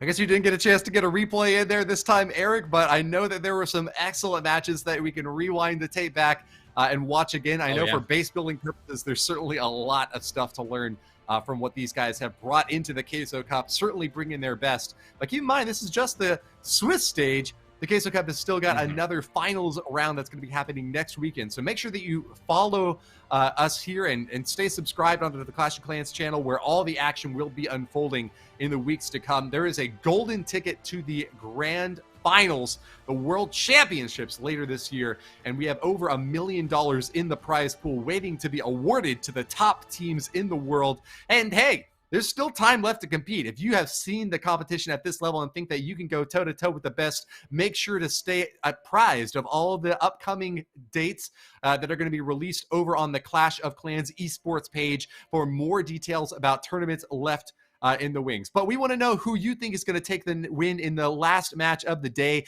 It is a decisive match because one of these teams will be eliminated. Is it going to be Mega Elite or RVNT? Yeah, it's going to be interesting here, but it's fun that you see these underdog teams, the lesser known teams. RVNT has been around for a very long time, but Mega Elite is a relative newcomer to the scene here, and a handful of the teams that are in the competition here are relatively new. So it is interesting that anybody can sign up for these tournaments and pop in here and take a swing, and who knows, maybe they could be the next up-and-coming team that end up making it to the World Championship. I guess we'll find out in the end, but here we go. Mega Elite is sending in their open attack here, going for the Super Wizards to drop out of the blimp there, into the invisibility, into the rage, taking the Town Hall, or is that invisibility to stop him? Takes it right as that invisibility tower triggers, and he's able to get past it and claim his primary targets. He got a partial CC pull there, and he'll get the funnel set, but he's still gonna have to fight the CC as he makes his way in with the heroes, and that could stall him up here a bit, Woody. Slowed down in the opening push, but Inquisition does not have a slow army, to be sure. A triple Lava Hound balloon push means that he is going to have a big aerial assault force ready to move in nice and quick. No healers to back up these heroes, and so they're really just expected to get the job done on the outer periphery and then let the balloons do most of the main work on the inside. But having taken down that Town Hall and still holding onto that Grand Warden to commit to this main attacking force now, we can expect great things to be moving in next. An air defense and a multi-target Inferno will be double frozen this time by INQUISITION, who wants to make sure that a lot of these balloons are going to be safe and healthy for cleanup on the back edge. We still do see 2 air defenses left, and so that's going to require a Lava Hound each to keep these balloons safe as they do their best to path through the base. We do see a couple of Tesla traps popping up over on the left side, and although that will frustrate the pathing a little bit here, for our attacker from Mega Elite, that will still mean that there are going to be fewer defenses that he'll have to worry about on the back end. Great freeze value, once again, able to shut down that enemy Royal Champion as well as that Tesla trap. But keep an eye on that scatter shot, still a big force for him to have to deal with. He took a long time to get through the defensive king there. He lost his Royal Champion in the process, but a Headhunter does end up surviving that and is able to surge across there and get the defensive Royal Champion down. That was a critical target here. These blues, if they survive in enough numbers, can overwhelm the Monolith here, but the scatter shot is striking at the Warden, and that's giving the cover on the pressure that they need, but the sweeper is relentless. It's knocking him back, and the balloons arrive in, but they're clumped up heavy and getting picked off there. Red air bombs going off, Wizard Tower strikes, and the Monolith keeps chipping away. It's close. It's a defense, though. Almost able to pull through. I was a little worried that he wasn't going to be able to make it past that Royal Champion, but he was able to make it past there. And he honestly came quite close to pulling through in the end. It's an 87% here, a solid attempt here from Mega Elite. But in the end, it gives an opportunity now for RVNT to take an early lead if they can capitalize on that.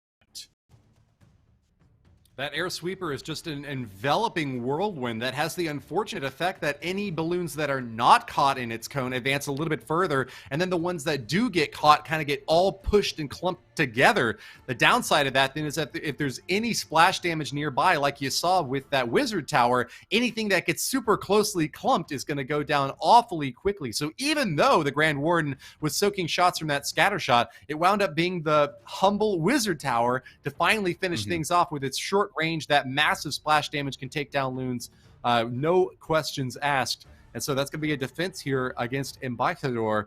RVNT with a 61% of the vote over in our YouTube chat has got the lead against Mega Elite among the fans out there, but that's certainly a closer result than any of the 3 previous wars that we saw today. Remember, one of these clans is going to be eliminated as a result of this match, and so staying alive with their heads above water will be very important.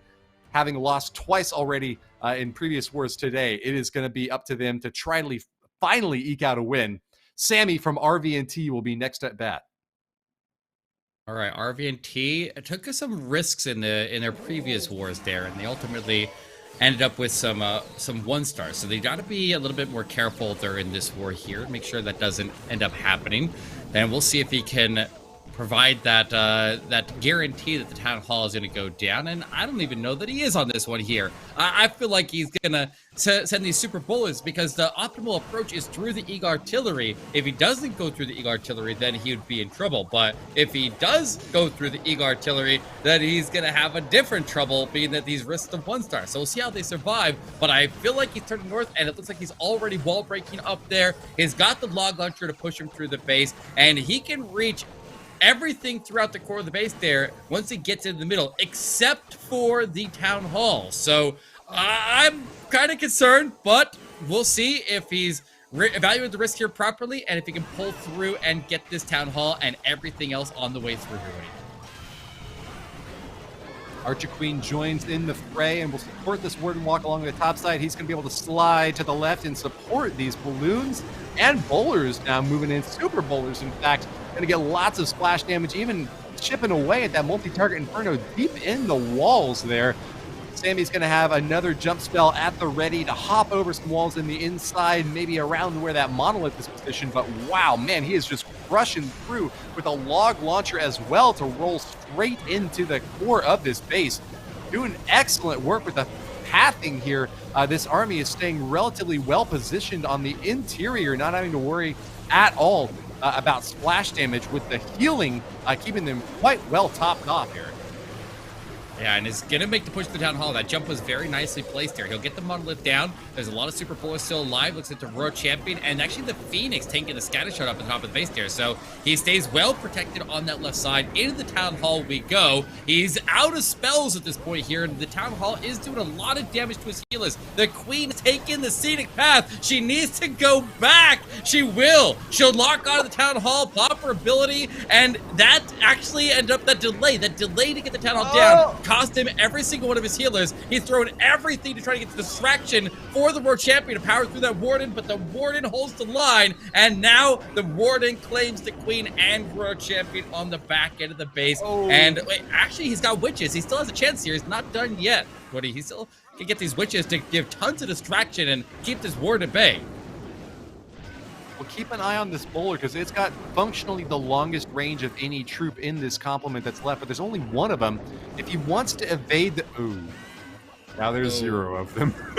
Yeah. I was gonna say, maybe if he somehow splash onto the multi-mortar, he might be able to keep the distraction out in front with the skeletons. But with only 2 witches, I mean, what can we really expect of just 2 witches at that point? No way to keep enough skeletons out in front to prevent the lock on to the key damaging forces in that army. So still a very nice follow-up from RVNT there, keeping the percentage high. They're going to have a slim lead in this race against Mega Elite, but it is nevertheless going to be a war that is not decided in the first round of attacks whatsoever. Still plenty of action left here in our 4th match of the day before we're going to find out which of these 2 teams is advancing and which one will be knocked out. I think it's interesting that RVNT is comfortable with that risk. They will take the optimal approach and accept the risk to come in on the opposite side of the base there through multiple rage towers, through that heavy core. But the plan was solid. He definitely was able to keep everything alive there. I think he would have tripled it, actually, if the Queen would have gone to the Town Hall immediately rather than walking off and wandering up to the scatter shot and everything else she did. But moving over to the side, Luke is going to come in for Mega Elite and see if he can overcome this 5-building deficit they're in right now and get his team in the lead. He's got Electro Dragons and Dragon. This is a mix you don't see very often. This is a very odd mix, in my opinion, because a lot of times these Electro Dragons and Dragon Riders are not paired together because the Dragon Riders will end up stealing targets and breaking chains of these Electro Dragons and could end up reducing the Electro Dragons' overall value. But see this? He ends up with the Electro Dragons. Oh, okay, I thought they were going to split. They still stay stacked. That's a little bit of a problem. I'm not sure how I feel about this right now, Woody. Yeah, that is a very strange split to have to suffer now. Lucas watching Electro Dragons on the top right, the core of the base, the very bottom side of the base. He does get the Town Hall down with some sneaky gobs making all the way in, but there is no army left, and he doesn't even have 50%. It's almost like he's expecting the heroes to get the entirety of the base, because a minute has passed now, and virtually all of the Electro Dragons are down. But I mean, I've seen hero dives that have taken, almost 40% of the base out. Is it possible that with these heroes, he can finish this base off? I mean, I don't know how he's going to reach the Eagle. It's so deep inside. No, I don't think it's possible. He has the walls open on the right side to maybe potentially get an entry, and he would have to put the Royal Champion into the Eagle Artillery and the Multi-Inferno here to go after that.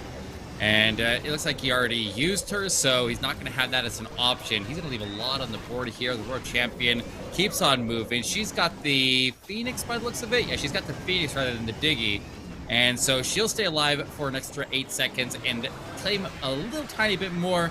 But ultimately, he's going to leave a lot up here. I think if he was going to do this approach here, I think it would have almost been better to just go in with pure Electro Dragons or go with a Dragon Rider mix there, because they have better synergy. Electro Dragons mixed with almost anything else there, the other troops end up clearing a lot of the buildings that the Electro Dragons need to hit and chain through, and you have faster troops working with them.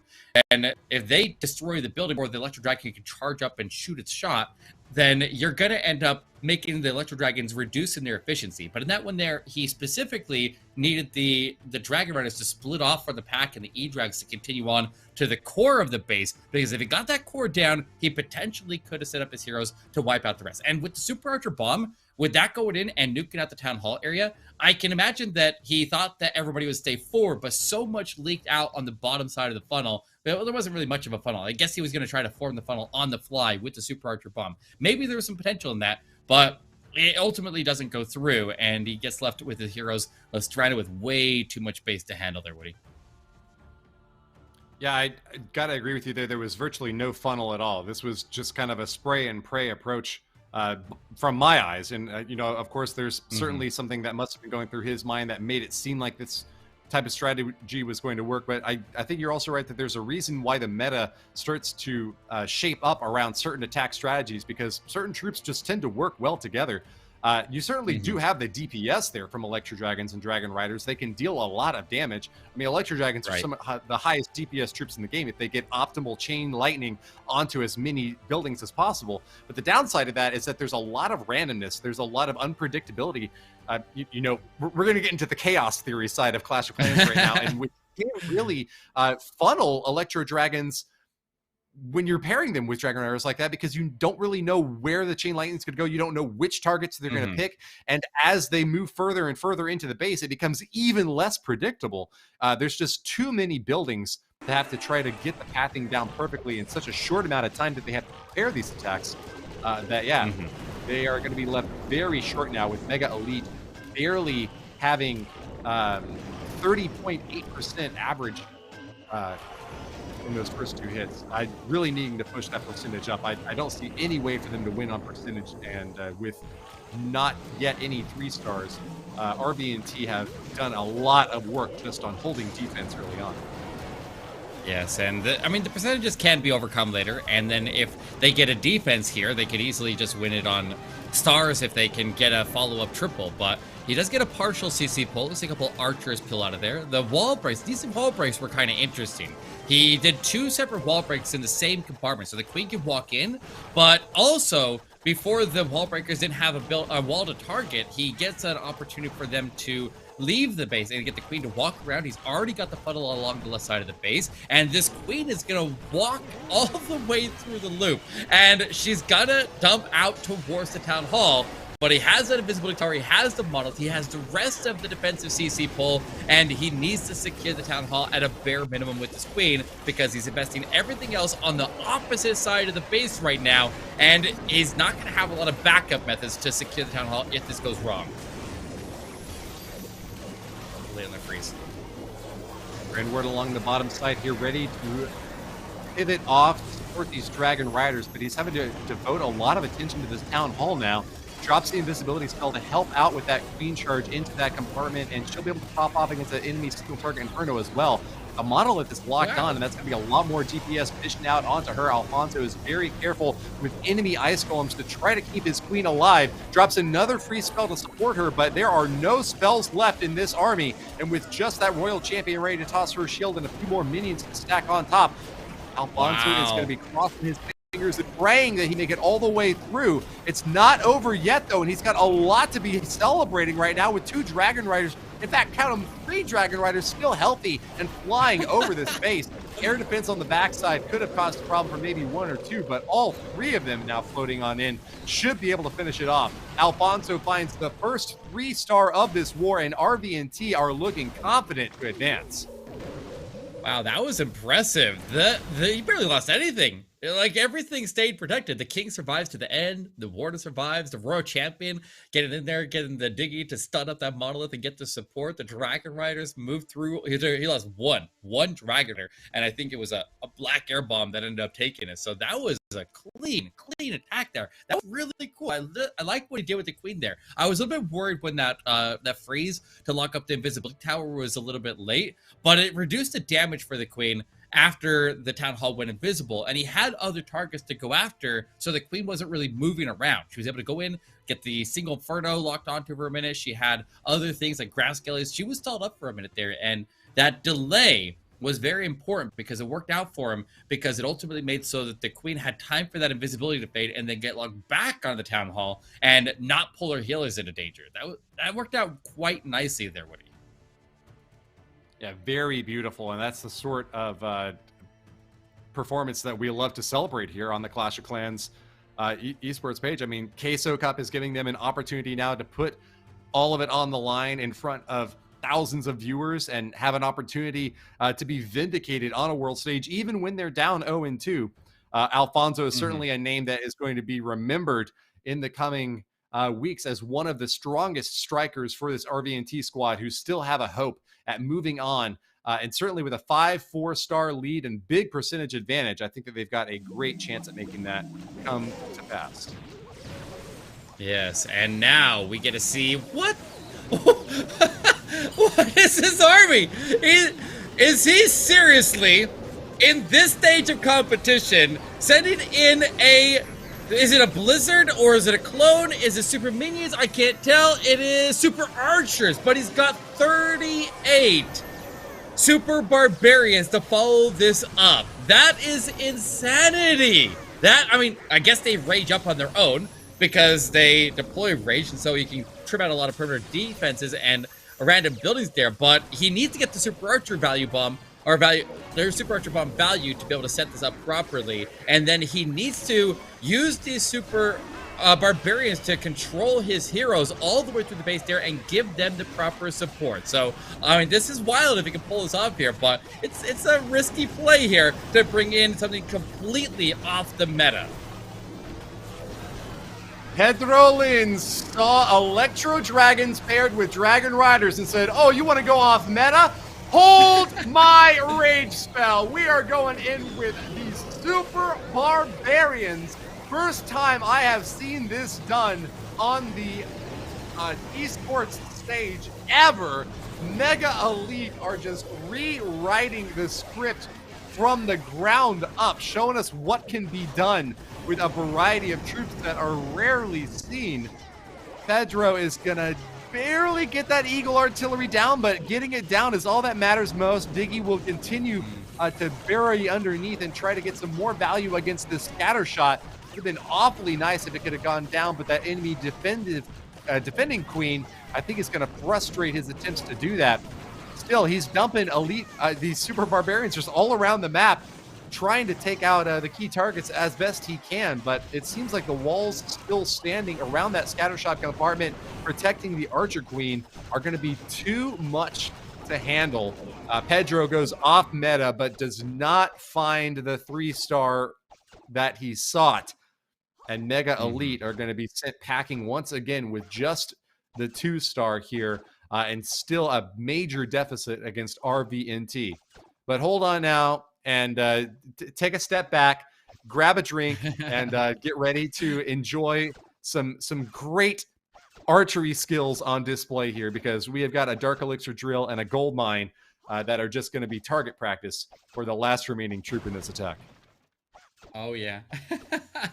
that was a interesting play there with the Super Archer bomb. Like, he still was able to get the Super Archer bomb to land where he intended. He was able to secure the town hall. Usually that's the biggest difficulty of getting the town hall and coming in an angle that you can get a lot of their other key targets. But I feel like he left a little bit too much on the board. Maybe he needed some more balloons with it to go in and get protected by the ward ability. You like to pair some headhunters under that ward ability as well, so you can go after a defensive hero in the area. And he got some really solid value out of the Super Archers, but he definitely needed to get more cleared in that section of the base to set up the funnel a little bit tighter, because he left up a couple of key buildings that his heroes had to push in after, and that threw out their path in a little bit there. They end up having their tanking escape them as they end up just having to go into awkward compartments. And so maybe there was some potential there.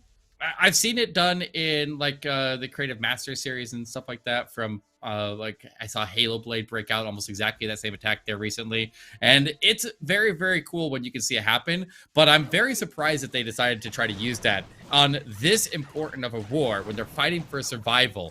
But here we go. We have RVNT sending in the next attack here, and it looks like this one's going to be a little bit more in line with the meta. It's an Electro Titan smash attack, but this one is going to be coming in with a long approach with the log launcher across from the town hall. And once again, RVNT is accepting the risk across the whole base. Van is going to be driving in with a P.E.K.K.A this time. Heavy, super ground smashing force. Holding on to one healer waiting in the wings just to make sure that he's going to get the perfect positioning for her to support this Warden. Don't see any recall spells or anything like that to pick up and go to another direction, but good drop with that Archer Queen there to prevent the enemy Queen from engaging the Warden. Instead, he's going to be relying on this main force of the attack with the Electro Titans to storm in through that bottom right side. He's going to get an easy shot at that Eagle artillery, but it means that the Town Hall is going to be well protected and far on the back end of this assault. He's got that log launcher to support the strike now, trying to get in closer to that Monolith, where he's also dropped a jump spell to get these troops over and above. Seems kind of wasteful to have a jump spell and a log launcher paired together like that, but he will get an additional layer of wall broken through so that he can get a little bit closer on in. That's going to be a lot of damage in the core that's going to be firing away at these Electro Titans, though. What do you think he makes of his chances at this point, Eric? He only had to use that jump spell because he had his wall breaker get sniped off on the way through, but a quick adjustment, he got the jump, he made sure nothing walked on him, and the log launcher was able to get enough strikes to push him all the way into the backside of the base. So he's not looking too bad here. As long as he can keep the healers out of danger, he's got a little bit of a slowdown as he makes his way towards the town hall, but the healers are getting targeted right now. That's not only reducing their HP, but it's also reducing their healing output for the other troops there. But a lot of troops survive. The healers do end up surviving. Now, the biggest obstacle he has left here is the defensive Queen. He's got a lot of force moving, he's got a lot of time moving, but if he can get his rogue champion to time his headhunter right, then he can potentially get through the defensive Queen and make so the other troops don't have to get the job done. But I think he's got it under control here one way or another. He accepts the risk. He adapts when the wall breaker fails. He gets the jump down and carries these Electro Titans through the base, and that is enough to wipe out the back end of the base, and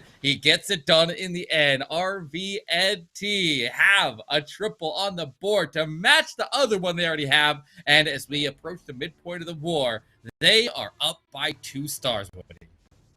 And a full house of heroes to finish that war off as well. All 4 of them still standing as they got the killing blow. An overwhelming follow-up there for RVNT, who are showing time and again why they have been on the main stage many times and have been able to overcome really difficult opponents when it matters most. Now with 2 triples to their name in this 4th and final war of the day, it looks like the book is just about to be shut and closed on this story for Mega Elite, who just have found so much difficulty going up against this squad, trying to send in different attack strategies that are off meta, trying to find something that'll work, but not yet sticking to any plan that's able to get them a triple. So it looks like a very easy war for RVNT to finish off here, but we shall see in the last round of attacks what is going to be Mega Elite's last word on the subject. It's going to be Vava who's going to be attacking next with this Electro Titan army. He's going back to the basics here now with 4 healers as well to support what looks to be a Warden walkout on the bottom left side, supporting some balloons floating in. Grabs a couple of Teslas in that outer compartment and will even get some additional value popping that Grand Warden to get that battle blimp all the way to the interior compartment there. Looks like he's just going to be dropping invisibility to kind of zap through quickly there, but I hope he didn't intend on getting much more damage against that town hall, because it doesn't look like the super archers are targeting it just early on yet. Another invis. He's got a shot here. Hold on. Oh, he's got it. He's getting some shots off. He's gonna. There it is. Yeah, he's got it. There we go. Able to secure the town hall takedown, wipes out the core of the base there. Those super archers having every single spell invested in them, the double clone, all of those invisibilities, is able to not only wipe out the town hall, get the core cleared out there for the most part, but also, if his Warden can survive here, that would be really, really helpful because it'll boost the HP of everybody else here as they pass through a couple of multi-infernos. But he has to heal this, so the Warden actually ends up fighting off the entirety of the CC. He threw it into one Electro Titan to go work with the Warden to help him fight through the CC, and they're going to work opposite. They're just going to do their own thing over there, and we'll see if the main force, the Super Archers and the King, Queen, and the rest of the Electro Titans can make their way across the top of the base there. But right now, they're skipping that multi. He has his World Champion on standby. He could definitely sweep in there and take it. Along the top side now, the heroes still looking quite healthy. Get a little bit of Baby Dragon to support them as well, but those multi-target Infernos still going to be causing a little bit of a problem on the inside of this base. Another Super Archer still manages to get a few pings off against that multi-Inferno, but looks like it is going to be a little bit more difficulty before these heroes can dive deeper into the base. Defending Archer Queen is going to cause another set of problems as well, and that's going to get Vava to drop that Royal Champion now. Finds both of those multi-target Infernos, and we'll be able to take them down, holding on to that ability a little bit later on. He still has a lot of base left, but he's got that Iron Fist ready to pummel through the defenses on the exterior with that King and knock out what remains on the inside with the Royal Champion. But there are no healers, only except for this one that has now been taken out. Does he have enough oomph to finish this base off? I mean, he just hit the Warden on defense there with his Royal Champion ability, and that was one of the hardest hitting defenses. Come on! The Diggy gets the stun, and Bomb takes out the Royal Champion. The King is under Phoenix. He will not last forever. The Electro Titan assist, and he's got it. Mega Elite is still in this war, Woody. Wow, the first 3-star from Mega Elite comes off the hands of Vava in that fourth attack, showing off his device at the end. Very happy to see that triple come through in just a razor-thin margin at the very end there. Hardly any hope left for that King, but the Phoenix has given a second life to that hit, and the heroes did manage to get the killing blow there at the end there, Eric. Yeah, that was pretty wild. And there, what was it, 6 Super Archers that he had on his main troop bar. He had 3 Super Archers in his blimp. He had 2 clones. That made another 6 Super Archers. There were 15 Super Archers total in that attack there. That's pretty awesome right there. And you don't typically see Super Archers and Electro Titans to follow up. So they continue to be very creative in their outputs for this war. So every attack they've done has been a bit off meta, and they are able to get one to go through. So I feel like they're kind of showing off a little bit here while they're trying to get these triples. Quite interesting. But like I said, RVNT keeps on taking a lot of risks in their attack here, and we'll see if they continue to do so and see if they make any mistakes that could potentially give Mega Elite a chance to get back in this war and ultimately win it. And if they can, they would knock out RVNT. And we'll see what happens here, because somebody is getting eliminated by the end of this match. You rarely see Super Archers get used in that way, and especially when we saw all the spells get deployed very early on. I know I'm still talking about the previous attack when the next one's already begun, but that was a replay-worthy scenario, to be sure, if we wind up happening to this last war. So anyways, Elliot from RVNT is going to be the next to move in, and he's already committed the bulk of this army. All of his Electro Titans getting stacked up on the bottom side. He saw an opening there in the walls and decided that that was going to be the optimal entry point here to a rather large compartment along the bottom left side of this base. He works with a siege barracks as well. That might be the first one we've seen today as well.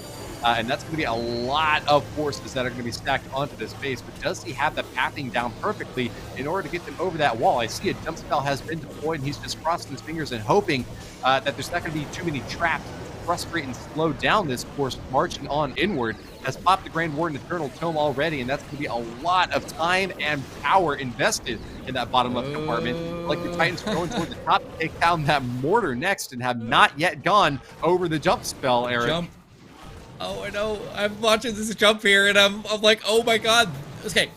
I told you, they're taking risks. They keep doing this. They keep coming in on the opposite side of the town hall, and now he's in a lot of trouble here. He does not have a path to go into the town hall. He's gonna have to break a wall. It depends on which wall they break. If they go to the town hall, they've got a chance. If they go north, they do not. He has the world champion trying to convince them to choose the town hall path. They're attacking the wall. They freeze the town hall. He completely swags that jump, and no!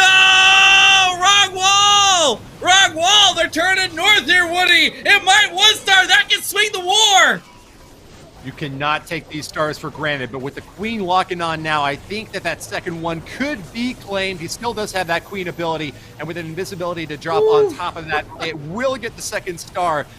It was a very much dicey affair with the relock onto the king even. We are not going to have any size of relief freeze from the RVNT squad, except for this time here and now. Taking down the town hall means that they will get the second star here, and we'll be able to bring that star total up to 10. That's wild. I'm trying. All right, well, where? Okay, no. So RVNT is still going to be ahead by 1 star on this. Yeah, but. Yeah, 94%. This is actually a pretty good attack. I mean, I'm shaking in my boots over here about whether or not this town hall is going to go down. But at the end of the day, the 2-star 94% is still very, very good, and all that they needed to keep the lead so far, Eric. Oh, yeah. I mean, he had that siege barracks deployed to the outside, but it was moving at about the same pace as the other troops there. So there was that void. Like, he tried to use the jump to cross through the middle there, and there was just way too much density on the left side of the base, and so they just all ended up walking past it. That was a scary moment right there. But that's what I'm saying. RVNT keeps taking risks. It cost them the previous war. That's why they're here in the first place, because they ended up with that 1 star in their opening match there. I'm pretty sure they got 1 star in their second match. They seem to be comfortable continuing to take the risk, even though it is costing them some wars. But we'll see if Mega Elite is gonna put them with some pressure on for the final attack there. We'll see if that continues to happen, because at this point, Mega Elite is still in the running for this war, and it looks like they are down a bit on percentage, but there's still a possibility they can still take this win. They are very, very far behind on percentage. 10% deficit is enough to just like almost be impossible. So even if they triple here and get up to 12 stars, RVNT will have a very low bar set for them to follow up. Marcin needs a 3-star right here if he wants to have hardly any chance at all of his squad advancing. Mega Elite bringing through a 5 Electro Titan army. I think that's more than I've seen from any other Electro Titan attacker yet today. And along the bottom side of the space now, with once again all spells deployed in the first minute. He has no spells left. He's done all he can with spells. It's just going to be about the positioning of these troops and those abilities pop from the heroes to see whether or not this turns into the triple that they need. Yeah, and he ended up missing he almost got that single Inferno down up at the top of the base there. It's at very, very low HP right now. I think if anything gets in there and gets a strike at it, it's one shot, but it's kind of islanded off in an awkward spot. So I'm a little bit worried about that as he approaches the top half of the base here, but he's got plenty of force to push his way through and move across the bottom. He has the defensive road champion and the queen standing in there as well, which he'll get the defensive road champion down with his queen ability, puts in headhunters to cross through.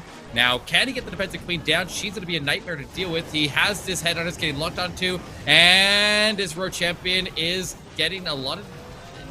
maybe she does get through. He's still in... Okay, he does make it through the defensive queen, but he lost a lot of his road champion's HP in the process, and so she doesn't last very long after that. And now we get to see that single Inferno go to work here, but the queen might be able to save this attack here. She can get through and take it. Yeah, that single target Inferno is just awful for heroes to have to deal with, and then with that Grand Warden moving in to try to support, but taking a little bit of fire, it's just thanks to that queen that he can still survive. Dig and dip through those walls, but not able to hold on against the mighty onslaught of ground-based defense is still firing away at Marcin here. Heroes making their way to the last compartment, but they're going to have to break through all the way to the back end and do additional cleanup with only 25 seconds left. He is running out of time, Eric. Yeah, that's unfortunate. I mean, you gotta hand it to them. They definitely looked like they got out here and had some fun during this war. They're still gonna rack in 11 stars, and that was a score of a lot of the teams that they played here today. So like getting the triple that they were able to get was very impressive, but ultimately 11 stars is not gonna cut it here for Mega Elite there when they have such a large percentage deficit. So RVNT just needs to rock in a nice 51% 1-star, 51 star. I think just get the percentage, and even if they missed the town hall, I'm pretty sure that they have enough to lock in the win here. So they can have some fun with this last one, take a little bit of a victory lap, close out strong, knowing that they have very likely survived into day 2 here of the Swiss stages, and their work's not done.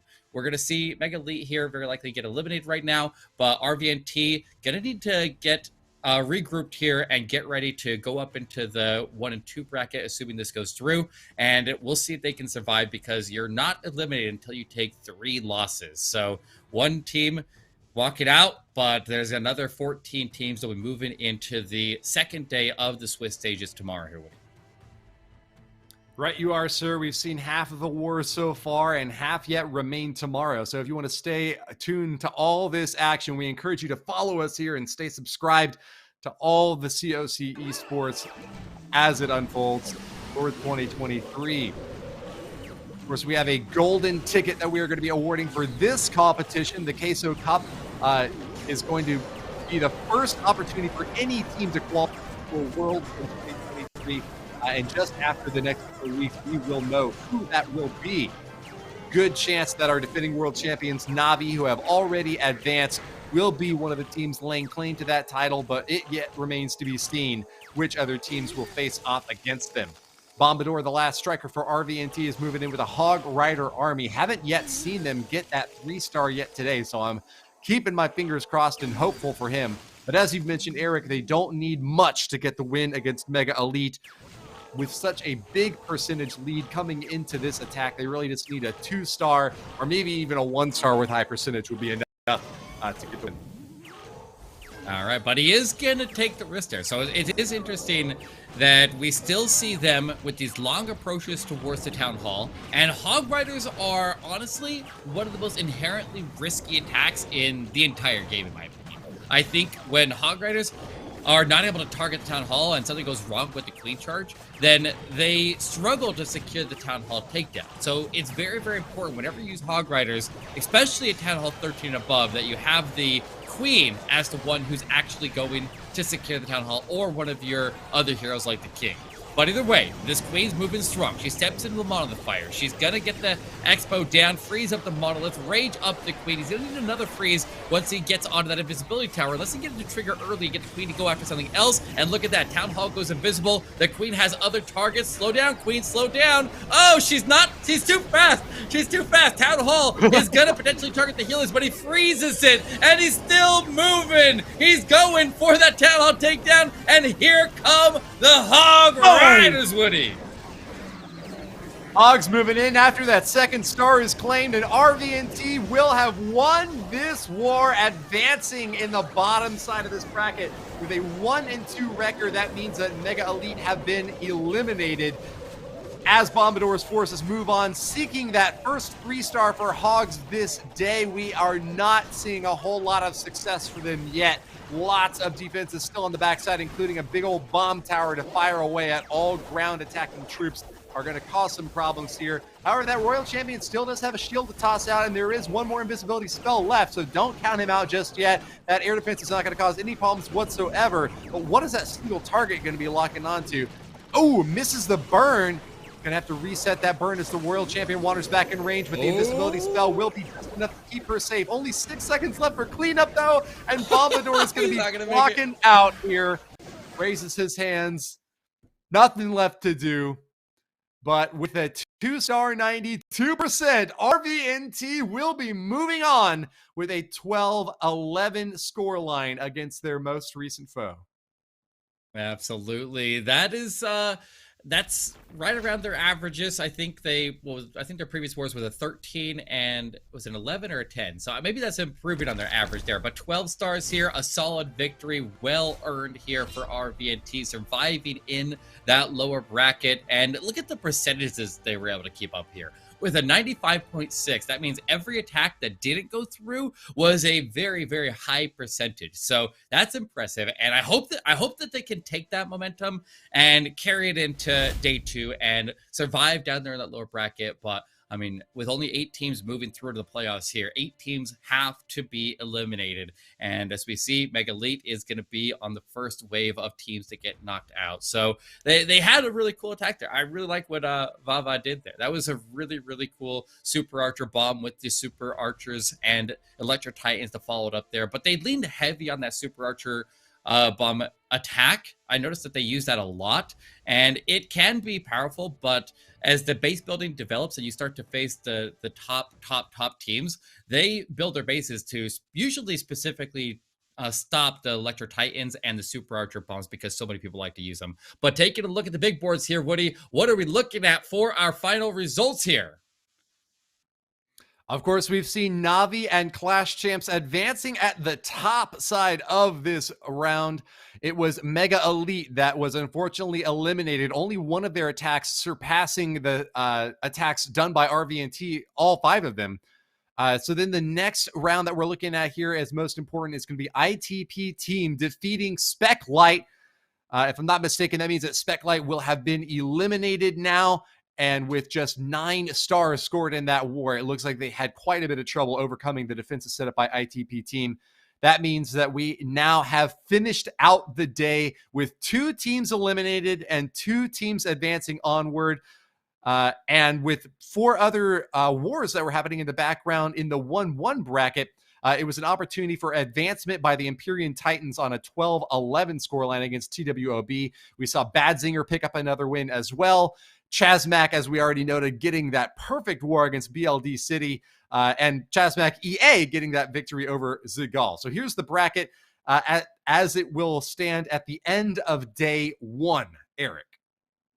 Absolutely. So we have 3 wars that will begin tomorrow at the 2-1 bracket. We'll see some teams once again facing elimination down in the lower bracket there. So the 1 and 2 bracket will have 3 wars with 3 teams eliminated down there. But the teams who win in the upper bracket will be moving in as our 3rd, 4th, and 5th seed into the playoffs there. So with, like you said, NAVI and Clash Champs already locked into their position, they get to sit back and know that their spot is secured, undefeated in the upper bracket. They performed phenomenally today, and those teams that are still standing are not safe yet, and they need to make it into the playoffs here if they want a chance at that golden ticket to the Clash of Clans World Championship. So, I mean, well played to everybody today. We saw some awesome wars there. I think that war there, I think the highlight attack of the day, like usual, was Klaus there from NAVI. His attack was absolutely insane. Definitely a shining point of the broadcast here, and ultimately carried NAVI to that win. So that was a lot of fun here, Woody. That was an absolute blast, and I think the teams performed phenomenally, and I can't wait for it again tomorrow. Yeah, coming into a perfectly empty bracket and then getting to finally see it filled out for the first days of competition. Clash Champs and NAVI have a ton to be proud of about their performance today, but we still have a big open field with 6 more spots to claim, and those spots will be picked up tomorrow. Make sure that you tune back in and get ready for the final action, with most of the teams still left to compete either in the 2-1 or in the 1-2 side of this bracket here. Not yet eliminated, but still needing another win or 2 in order to move on. I'm really excited to see which teams, if any, went 0-2 and then wind up advancing after all. RVNT gave us a great performance here in the last war of the day and still have a shot at moving onwards. So we'll get a great chance tomorrow to once again see them back in action. I'm really looking forward to seeing Clash Champs next weekend, though. Keep in mind that this is going to be a multi-week event for the Queso Cup before we get to award that golden ticket. And it's important to remind the viewers once again, Eric, of all the prizes that are on the line here. It's not just that golden ticket, but big money prizes as well. Do you think that you can break down what these teams stand to claim in this competition? Absolutely. So, first and foremost, like we've been saying, we've been harping on it hard there. The team who ultimately survives and tops it next weekend in the playoffs, they are going to be the #1 seed, the first team to qualify for the 2023 Clash of Clans World Championship. And that's a big, big prize there. But that's not all. They're also, if they make it into the playoffs, they start to rake in thousands of dollars in prize pool, with the top prize there being $18,000, $50,000 of total prizing here. But I mean, the prizing's all good and fun. Everybody wants a piece of that golden ticket because that is going to be way, way, way, way more valuable than anything else there. So I'm excited to see who is going to end up taking it. But any last words there, Woody? I think that's the end of the broadcast here. I hope you guys all had a good time. Set us off here, Woody. Yeah, Eric, it's been a pleasure casting alongside you today, and I want to give a big thanks as well to the Queso Cup crew who have put on an amazing show, as well as all of the players who have put their heart and soul into preparing for this event. It takes a lot of time and a lot of focused attention to get to this level of competition, and so we also want to thank all the viewers out there who have tuned in to cheer on their favorite teams.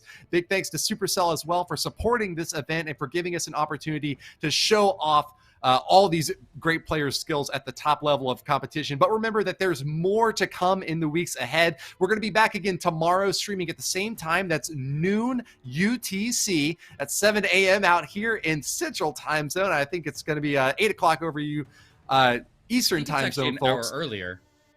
Oh, yeah. 6 Yeah, o'clock in Central, maybe, and 7 over Eastern. It's an early morning for me, so sorry for the time confusion there. But yeah, check the clocks and make sure that you're tuned in at the right time. And set a reminder if you want to be here just in time for the show to start. We'll be back again tomorrow and hope that you all will join us then. Until next time, Clash on.